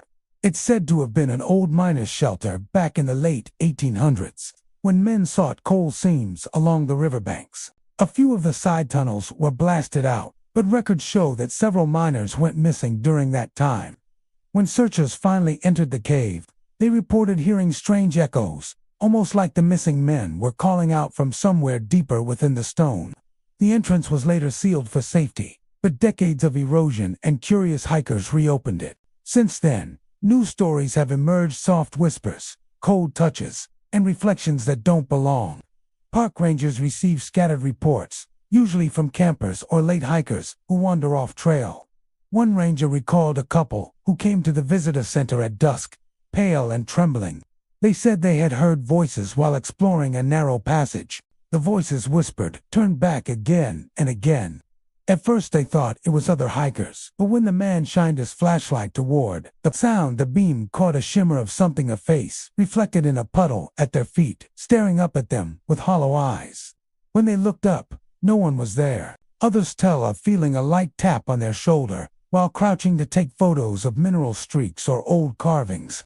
A few even captured faint shapes in their pictures, faces half formed in the rock, or figures crouched in the darkness.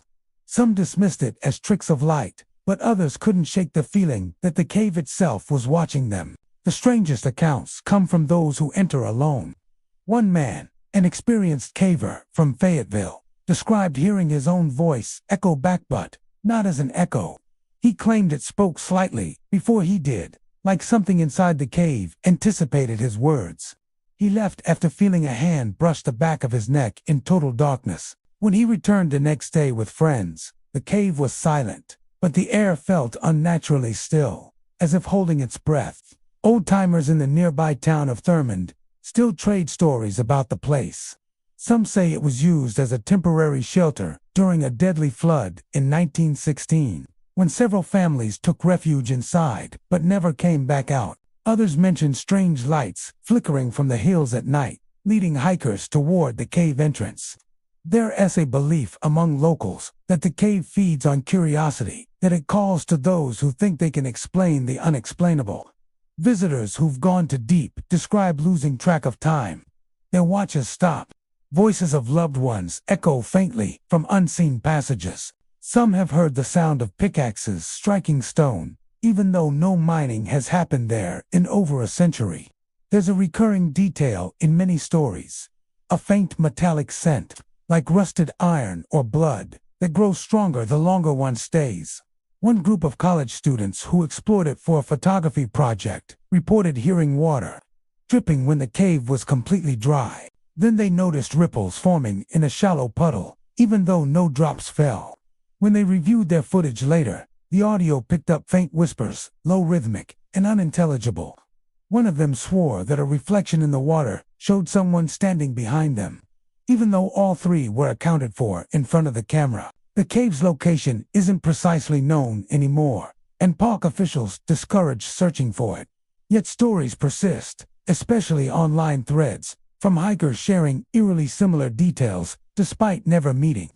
Words like cold breath, whispering stone, and mirrored eyes appear again and again. Some believe it's a shared hallucination triggered by moisture, acoustics, and fear. Others argue that the cave may sit on a geological fault that amplifies sound and magnetic fields, confusing the senses. But even skeptics admit that there's something unsettling about the pattern of reports. On overcast days, the gorge feels unusually quiet, the wind drops, and the woods seem to listen. Locals say that if you walk near the ridge at twilight, you might hear faint voices drifting from below, carried on the damp air.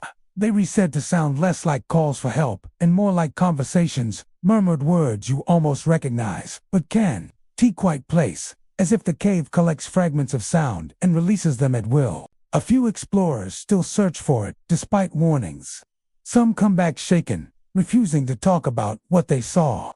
Others insist it's nothing more than an illusion shaped by moisture and fear. Yet the same phrases keep surfacing: touches on the shoulder, reflections that linger too long, whispers that don't echo correctly. One hiker described seeing his own face reflected in a puddle, except it wasn't smiling when he was. The cave near New River Gorge remains unmarked, swallowed by brush and silence. Those who've been there say it doesn't frighten you all at once. It creeps into you. The way darkness seeps into the edges of light. It waits, it listens. And when you leave, it feels like something follows, not close enough to see, but near enough that you keep glancing over your shoulder long after you've reached open air. There's an old stretch of asphalt somewhere in the Appalachian backroads that no GPS dares to mark anymore. A crumbling ribbon of highway swallowed by vines, fog, and silence. Locals call it the old service route, a name handed down with caution rather than nostalgia. Not many drive that way now, not since the stories began. About halfway down that abandoned road lies a sinkhole, wide enough to swallow a truck, deep enough that light doesn't touch its bottom. People call it the possessed pit. The name sounds like exaggeration until you stand beside it and feel the strange hum beneath your feet, as if something down there is breathing in rhythm with your heartbeat. No one remembers exactly when the pit appeared. Some say it opened after a mine collapse in the 1940s. Others claim it's far older, an ancient cave system that finally surfaced. What everyone agrees on is that the place doesn't behave like anywhere else. Car engines die there without warning. Headlights flicker and flare in impossible patterns, lighting up the trees with flashes of white and red, as though reacting to something unseen. When the power returns, drivers sometimes report seeing a face just for a second reflected in the windshield or glimmering up from the depths below. The stories started small. A delivery driver, taking a shortcut, late one night, felt his truck jerk and stall. When he stepped out, he heard whispers, soft as wind, but filled with tone and intention. The pit was right beside him then, unseen, in the dark. He claimed that, when he turned on his flashlight, the beam didn't travel far. It bent downward, swallowed by blackness. Then, faintly, he saw a human face staring up at him from below, motionless, pale, and too still to be real. He left everything, flashlight, truck, and delivery, and ran 3 miles before daring to look back. A few months later, 2 teenagers from a nearby town decided to find the pit for themselves. They drove an old sedan, laughing at the legend, recording everything for a video. They never posted it. According to their shaken account later, their headlights began flickering halfway down the road. The car radio turned on by itself, though no signal reached that area. Static filled the car. Then a low voice came through, a whisper, repeating their names. When they reached the pit, both phones shut off. One of them stepped out, shining his phone light into the darkness. He said he saw eyes, far below, blinking up at him as though underwater. Then the light cut out, and something icy brushed his hand. They both fled, swearing never to return. Locals have long noticed the strange pull the pit seems to have on travelers. Those who pass near it often describe a sudden heaviness in their chest, a feeling that the air thickens. The pit is ringed by warped trees, their roots twisted inward, almost as if they're clutching the edge. No animals linger nearby. Even birds avoid flying directly above it. Sometimes, fog collects only around the hole, spinning in a slow spiral like breath from an unseen mouth. Some geologists once visited to study it, drawn by rumors of magnetic interference and strange temperature changes. They lowered a camera into the shaft, but the footage cut out after 20 feet. The last frame showed what looked like a surface of black water, though the air temperature below measured below freezing. When they pulled the camera back, it was covered in condensation and streaked with something that smelled like iron and ash. They never released a full report. For decades, truckers who mistakenly take the old route say their engines sputter as they near the pit. The headlights don't just flicker, they flare, glowing brighter than they should, throwing long shadows that stretch the wrong way, toward the light instead of away from it. Some swear that in those brief flashes, they've seen figures standing near the pit's edge, pale silhouettes that vanish when the lights return to normal. There's one account from a retired police officer who responded to a stranded motorist near the pit in the late 1980s. When he arrived, the man was sitting on the ground, shaking uncontrollably. He said his car had stalled right beside the pit, and when he opened the hood, he heard someone call his name. He turned and saw a face peering up from the darkness, familiar, but wrong. He thought it was his brother, who had died 2 years earlier. When the headlights flickered back on, the face was gone, and the air smelled like burnt metal. Some say the pit is cursed ground, a thin place where the barrier between worlds thins to nothing. Others insist it's an old vent from an underground mine, slowly leaking gases that warp perception, but there are details science hasn't explained. Every few years, after heavy rain, people report hearing sounds from the pit like distant machinery grinding below the earth. Some say they've heard voices rising with the mist, calling out names that only locals would know. A few daring explorers have lowered microphones down to record. The audio that returns always carries faint murmurs, rhythmic, like chanting or weeping. One file captured what sounded like footsteps on gravel, though the pit floor was far deeper than the microphone reached. And in one infamous clip, a single voice can be heard whispering, "Don't look down," just before the recording cuts off. At night, when the moon is high, drivers passing the area sometimes report seeing headlights approaching from the opposite direction on the deserted road, only for the light to vanish into the pit. A few claim they've followed ghostly taillights, thinking someone needed help, until their own engines sputtered and died. Then, in the silence, they hear faint knocking beneath the road, like something trying to claw its way up. Today, the highway is officially closed, with signs warning of unstable ground and sinkholes. But that hasn't stopped curious wanderers from seeking it out. Some leave small offerings near the edge, coins, candles, even car keys, as if appeasing something unseen. One local legend says, if you drop a coin and make a wish, you'll hear it hit the bottom after 3 heartbeats, lest the pit decides to keep it. Those who've been there agree on one thing: the pit watches. It's not just emptiness, it feels occupied, aware. People describe the sensation of being observed from below, as if something waits for light, warmth, or company. They say that when you finally step back from the edge, the silence follows you, pressing against your back like invisible eyes. There's a quiet hill that rises behind what used to be a coal camp in southern West Virginia, small slope covered in pine and laurel, hiding the entrance to a cave that's more whispered than landmark. Locals simply call it the cave behind the hill. The camp it belonged to has long since disappeared. Its houses collapsed into weeds and the company store reduced to a scatter of bricks. But the cave remains, and with it, the stories that have lingered far longer than the coal dust ever did. When the camp was alive, the cave served practical purposes. Miners stored tools there. Families used it as a shelter from storms. And sometimes children dared each other to go inside and touch the back wall where moisture dripped like slow rain. Old-timers say that during strikes or safety inspections, men hid in the cave to avoid being reported. Others whispered that it became a resting place for those who never made it home from the mines bodies brought quietly after accidents, buried deep in the dark so the company wouldn't have to pay compensation. The hill itself carries an eerie stillness. Even now, when the wind moves through the trees, you can hear something faint beneath it, rhythmic tapping, like the sound of a miner's pick against stone.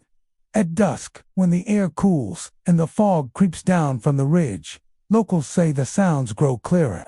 There's clinking, sometimes muffled, singing short fragments of old mining songs, as though carried by someone still working underground. Families who've lived in the area for generations have their own stories. One woman remembers her grandmother warning them not to play near the cave after dark. She said that years ago, 3 children from the camp went exploring with lanterns and never came back. Search parties found the lanterns near the entrance, their glass intact, but the children were gone. Days later, a faint tapping echoed from deep within the cave, like someone knocking on stone from far away. The sound stopped after a week. No one ever found where it came from. Another tale tells of a miner named Josiah Reed, who was said to have survived a collapse that killed several of his crew. He came back different, quiet, distant, and often staring at the hill behind the camp. He told his wife he could hear the voices of his lost friends calling from the caves. One night, he didn't return. They found his candle stub at the cave's mouth, burned down to nothing. His body was never recovered. In the years after the mines closed, the cave became a curiosity for hunters, hikers, and high schoolers looking for a thrill. A few said they felt sudden bursts of cold air from nowhere. Others reported hearing metallic echoes when they stomped on the ground near the hill as, though hollow, tunnels ran beneath their feet. A geologist once tested the soil and found nothing unusual, yet his compass needle spun erratically the entire time he stood near the entrance. A retired miner named Curtis Ball once described what he saw when he went looking for a missing dog near that hill. He said the animal ran toward the cave just as dusk fell. Curtis followed with a flashlight and stopped at the entrance when he heard faint singing old tune his father used to hum in the mines. It grew louder as he approached, but when his light swept across the stone, the sound stopped instantly. The dog was there, trembling, staring into the darkness as though seeing something he couldn't. Curtis said he left immediately, and for weeks afterward, he'd wake to the sound of tapping on his window, though no one was ever there. In the town below, people claim the cave has moods. Some evenings, it hums softly, almost peacefully, like wind through a bottle. Other nights, it seems to breathe, pushing warm air out that smells faintly of sulfur and damp metal. When storms pass through, lightning sometimes strikes near the hill, and afterward, the ground seems to vibrate faintly, as if echoing from far underground. Younger residents often dismiss the legends as old miner tale stories, told to keep kids from wandering, where shafts or sinkholes might still lurk. But those who've lived there long enough won't go near it after sunset. They talk about the sound of voices, low, steady, sometimes singing, sometimes murmuring numbers as if counting loads of coal. A few even claim to have seen lights deep inside, moving slowly, like lanterns swinging from invisible hands. One story stands out among the rest. In the 1970s, a pair of university students researching folklore recorded audio near the cave at night. On the tape, you can hear crickets, a bit of wind and, then faint, rhythmic tapping. It's distant at first, then closer, steady and deliberate, like metal striking stone. Just before the recording ends, a voice whispers something indecipherable, followed by a child's laughter. The students left the area immediately and later refused to return, saying the sound still haunted them when they played back the tape. Local folklore suggests the cave connects to the old mine tunnels, forming a hidden chamber where trapped miners took refuge when explosions sealed the main shafts. Some believe their spirits remain, repeating their last actions, pouting, counting, and singing to remind the living that they were once there. Others think the cave itself absorbs sound, memory, and sorrow, replaying fragments when conditions are right. On certain evenings, when fog clings to the trees and the sun sinks behind the ridge. Visitors say the hill takes on a strange glow. Shadows move in ways they shouldn't. The air feels charged, and even the birds go silent. That's when the sounds begin faint, but rhythmic, rising and falling like breath. Some swear it's just groundwater dripping through cracks. Others know better.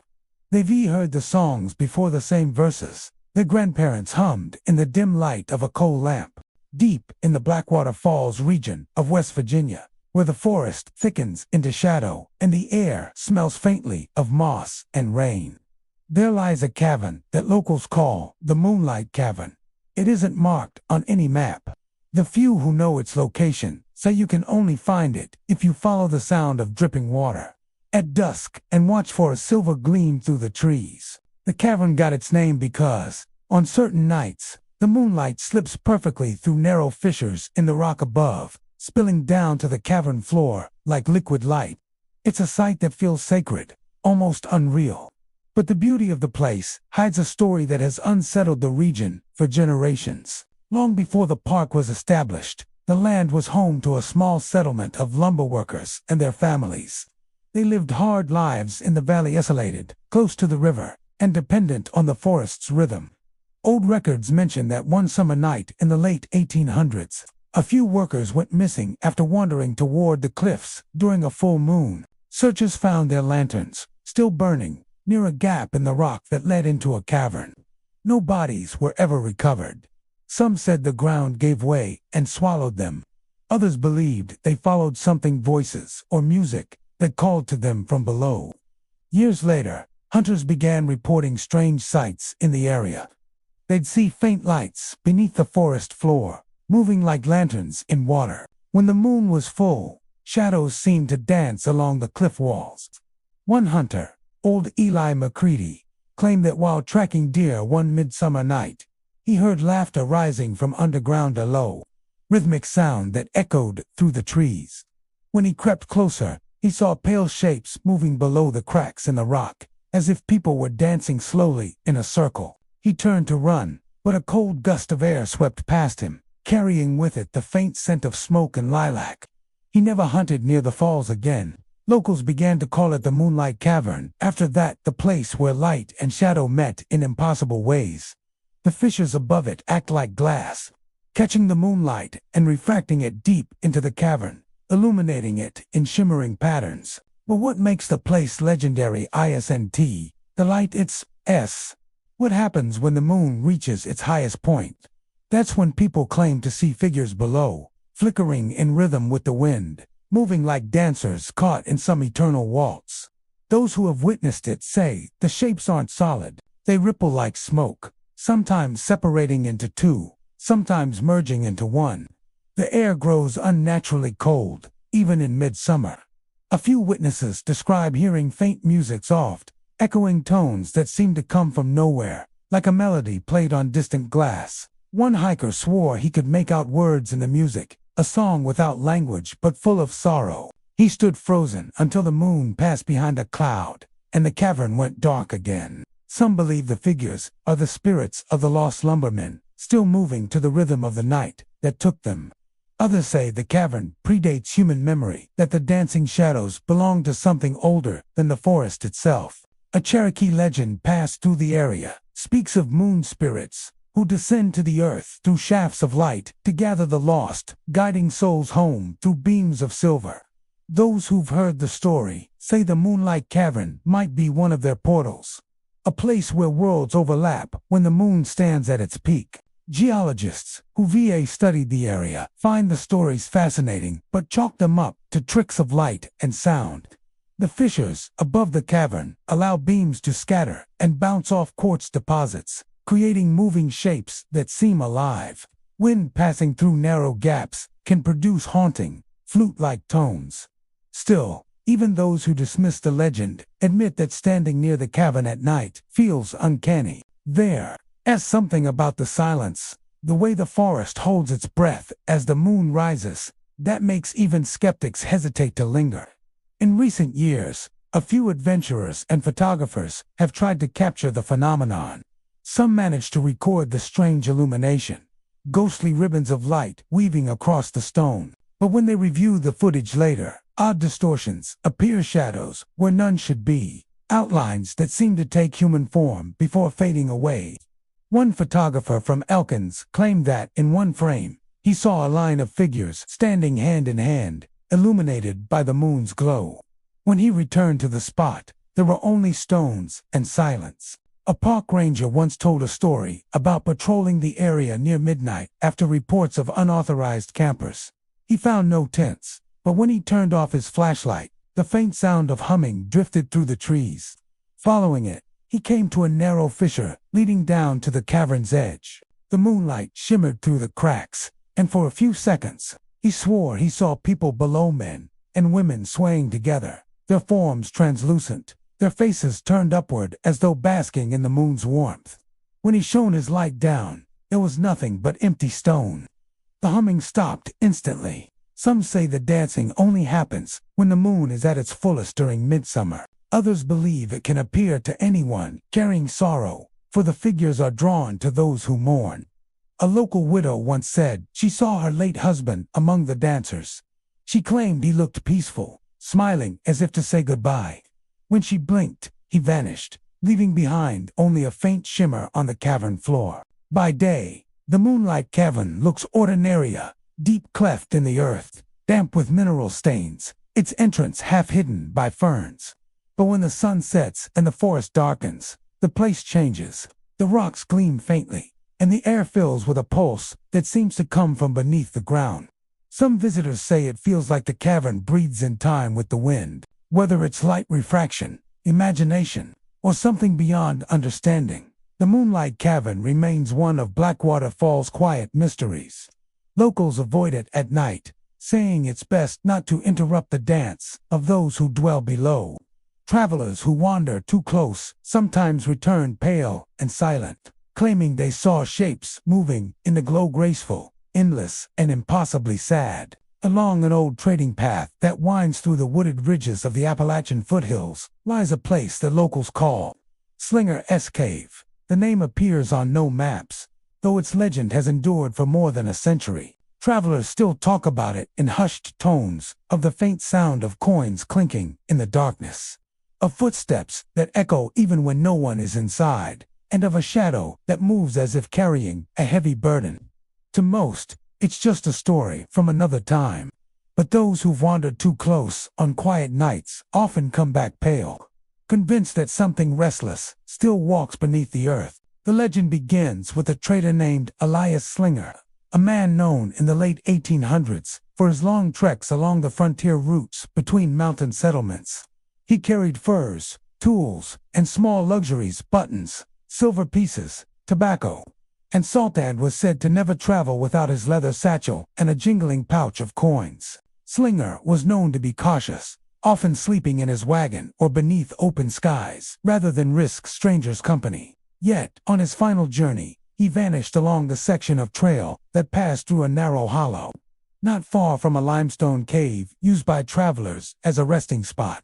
When his mule and wagon were found, days later, there was no sign of Slinger. The ground around the cave was disturbed, and his satchel lay torn beside the entrance. Local searchers descended with lanterns, calling his name, but the cave's passages twisted deep and narrow, splitting into tunnels that swallowed sound.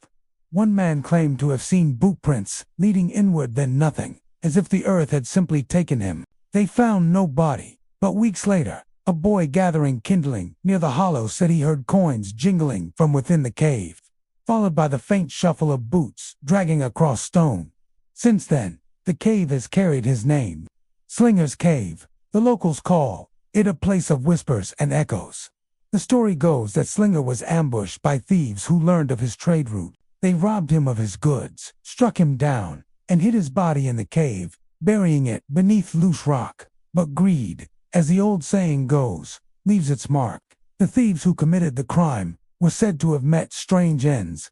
One found drowned in the river with coins in his pockets, another struck by lightning while trying to sell a silver clasp that once belonged to Slinger's satchel. By winter, all three were dead, and the hollow grew silent again. Yet the silence never truly held. Hikers, Hunters and wanderers passing the ridge over the years have told eerily similar stories. On still nights, especially when the moon rises full, the sound of metal striking stone drifts from the cave, like coins being counted, dropped, and gathered again. Sometimes it's rhythmic, almost deliberate. Other times it's scattered, as though someone's hands tremble while sorting them. A few have claimed to hear soft footsteps pacing just beyond the entrance, stopping whenever they move closer. A local farmer once described hearing the sound while walking home after dusk. He said it started faint, a distant jingle carried on the wind, but as he neared the hollow, it grew sharper coins, tapping together in slow, deliberate rhythm. When he reached the cave, he called out, thinking some traveler might be sheltering inside. There was no answer, only the echo of his own voice bouncing back, followed by a single clink, like a coin dropped onto stone. He turned to leave and heard the sound again, closer this time, as though someone stood just behind him. When he looked back, the cave was empty. Through the decades, ghost hunters and curious visitors have tried to unravel the story. Some bring recorders or electromagnetic sensors, others simply sit in the dark to listen. One group claimed that when they asked aloud, "Elias, are you there?" the air grew cold, and the sound of coins spilled onto the floor echoed through the chamber. When they turned on their flashlights, they found nothing, but when they replayed their audio later, a faint voice could be heard muttering, "Still counting." Locals warn against spending too long inside the cave. The tunnels twist in strange ways, leading explorers in circles. More than one visitor has reported hearing their own footsteps, echoing in rhythm with another pair, slightly delayed, as though someone walked just behind them. One story tells of a man who entered with a small bag of change for good luck. When he returned home, the coins were gone, replaced by old brass tokens that no one could identify. Old miners once surveyed the area, drawn by rumors of ore veins, and found traces of quartz and small deposits of silver deep inside. But they also recorded something stranger, the constant, faint sound of metal striking stone, even when all equipment was still. One miner described feeling as though someone brushed past him in the dark, followed by a cold breath on his neck. When his lantern flickered, he saw what looked like a shadowed figure in a wide-brimmed hat standing at the end of the tunnel. When he blinked, it vanished. Some say the jingling is Slinger, still searching for his stolen coins, doomed to wander until they're all found. Others believe it's the thieves themselves, condemned to relive their greed in an endless loop. There's even a version that says, the sound, isn't, coins at all, but bones knocking together, carried through cracks in the stone by underground streams.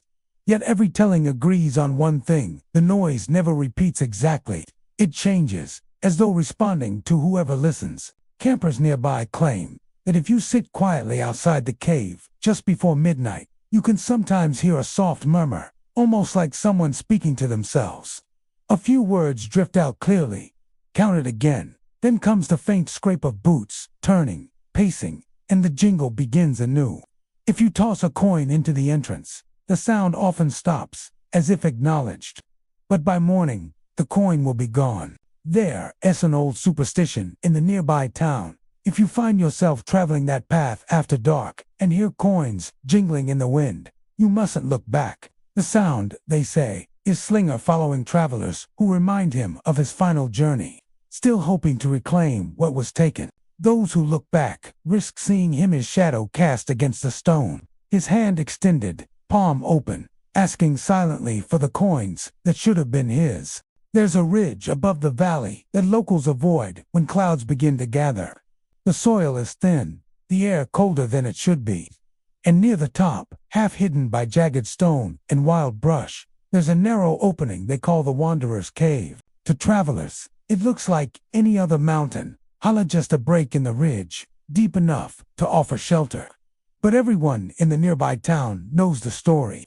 They say a young man once walked into that cave to escape a storm and was never seen again. His name, according to old records, was Daniel Mercer. He was 22, a farmhand from the next valley over. One summer evening, in the late 1800s, he'd gone up the ridge chasing after stray livestock before a storm rolled in.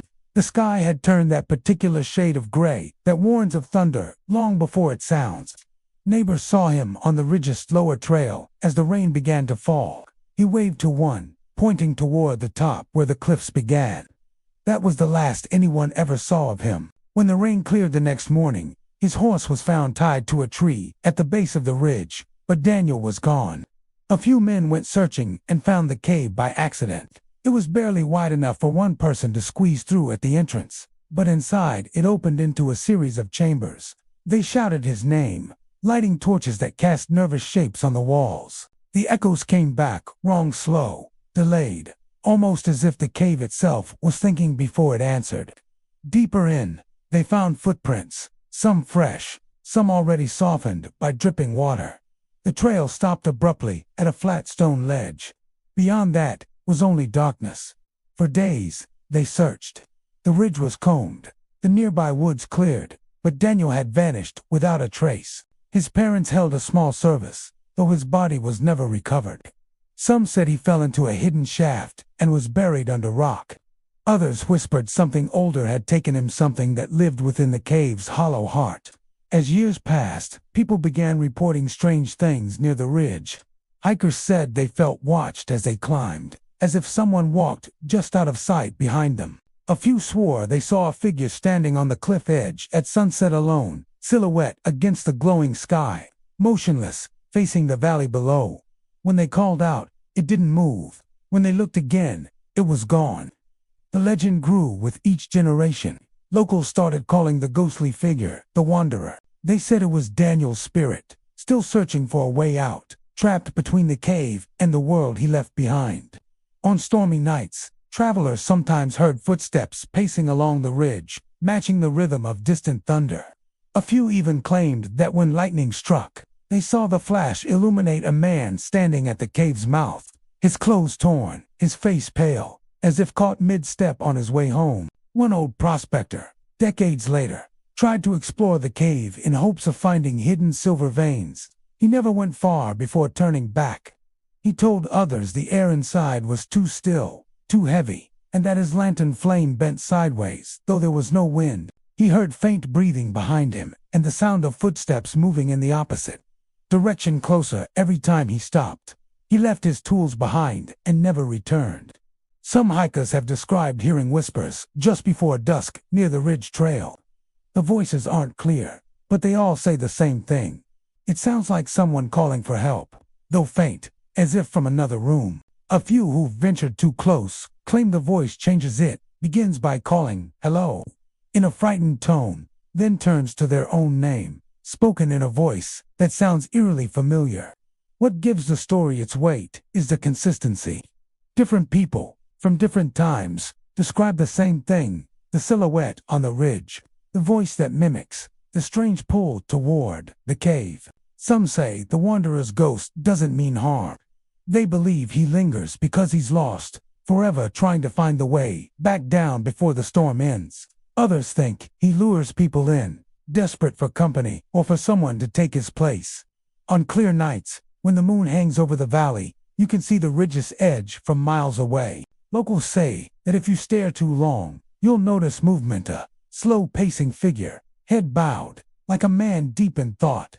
It appears just as the sun dips below the horizon, outlined in amber light, then fades as the stars come out. One woman said she saw him wave once, a small motion as though greeting someone, and then vanish into the wind. The area around the cave is unusually silent.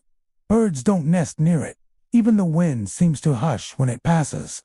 People who have tried to spend the night nearby often leave before dawn, describing dreams of endless tunnels and a faint dripping that echoes in their ears long after waking. Some have reported finding footprints in the morning, circling their tents bare, human prints half faded by dew. Geologists who studied the ridge once suggested that the cave's structure creates an unusual resonance, amplifying natural sounds and causing strange echoes. But when one team recorded audio near the entrance, the playback revealed something they couldn't explain. Faintly, beneath the wind and dripping water, there was a human voice repeating a single word: "Wait." The lead researcher dismissed it as a trick of acoustics. though she later admitted she didn't sleep for days afterward. Every so often, someone new disappears. Not often enough to draw headlines, but enough to keep the legend alive. A lost hiker, a camper straying from the trail, a photographer chasing the sunset too close to the ridge's edge. Search teams find their belongings, boots, cameras, even notes, but no trace of the people themselves. Locals just shake their heads and say the wanderer found another companion. If you stand at the bottom of that ridge as dusk settles and the first stars blink awake, you can almost imagine it, a figure walking slowly along the crest, stopping to look down at the world below. Some say it's Daniel, waiting for the storm that will finally open the cave again, so he can come home. Others believe the ridge itself remembers him, that the mountain keeps his shape alive in shadow, replaying his final moments over and over like a loop that can never end. Hidden where three ridges meet, deep in a stretch of country where the forest grows thick and the fog never seems to lift, there is a place known to cavers and hikers as Triangle Cave. The name was once purely geographical, three mountain spines folding together to form a hollow space in the rock. But over time, that simple name took on another meaning, one whispered in campfires and passed down by locals who refused to go near after dark. They say that at night, three spirits gather within its depths, their voices blending into one chilling harmony that echoes through the hollow hills. Triangle Cave doesn't appear on most modern maps anymore. Old surveyors marked it decades ago, back when the region was first charted for mining routes and geological study. Those early explorers described it as a natural convergence chamber, with narrow passages extending in three directions, each leading up to a separate ridge. The air inside was always cool, and the walls shimmered faintly when lantern light hit them, as if moisture beneath the stone reflected like glass. But what caught the attention of those early cavers wasn't the beauty, it was the sound. Even in daylight, the acoustics of Triangle Cave were strange. Words spoken near one wall would bounce back from another, distorted and multiplied, making it impossible to tell where the sound originated. A whisper from the left might return from behind, louder than before. When several people spoke at once, their voices twisted together into a low hum that vibrated through the ground. Some cavers joked that it was the cave tuning itself, a geological instrument humming to life. But one explorer, writing in an old field journal, found years later, called it something else entirely. He wrote, "The cave breathes, and it listens. When the three winds meet, it begins to speak." That phrase, the three winds, became part of local lore. The ridges surrounding the cave each had their own character, one sharp and rocky, one covered in dense pine, and one barren and gray. Locals believed each ridge was tied to a presence, an old soul of the land. They called them the Watcher, the Whisperer, and the Warden. These names appeared in oral stories told long before the surveyors arrived. Some said the Watcher guarded the sky, the Whisperer carried voices through the trees, and the Warden watched over what lay underground. Separately, they were harmless, protective even. But when storms rolled through the valley and the winds converged, their boundaries blurred. That was when people said they met in Triangle Cave. According to legend, one night in the early 1900s, a group of young men decided to test the story. They camped near the meeting point, waiting for a storm that had been rumbling across the horizon. When lightning flashed, they entered the cave with lanterns and ropes, laughing at the superstition. Inside, they split up one along each tunnel to see how far the chambers stretched. Each called out, their voices bouncing wildly through the stone maze. But then the echoes changed. Instead of repeating their shouts, the sound came back layered with new tones, low, rhythmic, almost melodic. The lanterns began to flicker, and a wind rose from deep within, though the air outside was still. When the storm passed, only one man returned to the surface. He was found wandering the tree line at dawn, covered in mud, his lantern broken. He never spoke of what happened inside, only muttering one phrase over and over. They were singing. The others were never found. In the decades since, explorers who've gone searching for the cave report the same eerie experience. Faint voices whispering before they even reach the entrance, as if something inside senses their arrival. Some describe hearing 3 distinct tones: a deep, rumbling baritone like distant thunder, a middle tone like wind through pine, and a higher, reedy sound almost like a flute. The sounds overlap, never quite in sync, but always building toward a strange harmony that makes the air vibrate. Locals avoid the area entirely at night. They say if you're close enough, you can hear the 3 voices rising from the earth just before midnight. The sound doesn't travel normally. It seems to circle around you, shifting direction, impossible to pinpoint. Some have mistaken it for the cry of an animal or the moan of the wind through cracks in the rock. But those who've heard it up close insist it's different. It's deliberate. They claim the spirits sing in unison only when someone is near, and the longer you listen, the more the melody changes, echoing your own thoughts, your own heartbeat, until it feels like the song is inside your head. One hiker, who ventured near during a fall evening, told of hearing faint words woven into the harmony. He said the voices didn't speak in any language he knew, but he could feel their meaning: warning, grief, and something like longing. He left his equipment behind, running through the forest until sunrise. When rescuers later retrieved his backpack, they found an audio recorder still running.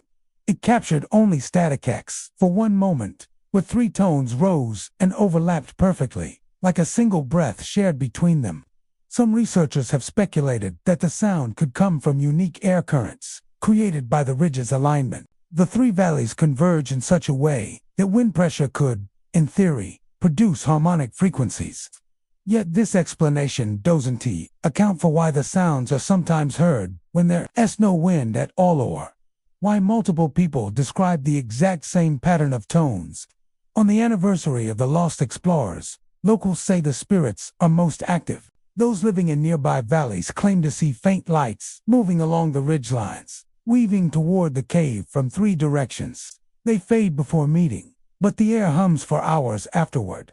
Campers who have unknowingly stayed near the ridge during this time often wake up disoriented, claiming they dreamed of walking through dark tunnels while music echoed all around them. Some wake to find mud on their shoes, though they never left their tents. Despite warnings, thrill seekers still go searching for Triangle Cave. They rarely find it easily. The forest seems to shift, trails leading nowhere, landmarks vanishing in mist. Some say the cave reveals itself only when the ridges call, when the 3 winds begin to move again. A few who have stumbled upon it describe the entrance as a perfect triangle of stone, smooth-edged and blackened, as if scorched. Inside, the air carries a faint hum that vibrates in the chest like a heartbeat. And if you stay long enough, the hum splits into 3 voices, each distinct but blending in dreadful harmony. Those who linger too long say the song doesn't stop when they leave. It follows them into their dreams. It hums through pipes, through trees, through the spaces between words. One man, a caver who explored the site decades ago, still lives nearby. He doesn't speak of what he saw, but at dusk, when the wind rises and the valley begins to breathe, neighbors say they hear him whisper a single phrase through his open window. They re-still singing in the stone. They call it Coffin Hollow Cave, a slit of stone hidden in the thickets beyond the last farm on the ridge. The name itself has been whispered through generations, always with a shiver and a warning not to linger near it after dusk.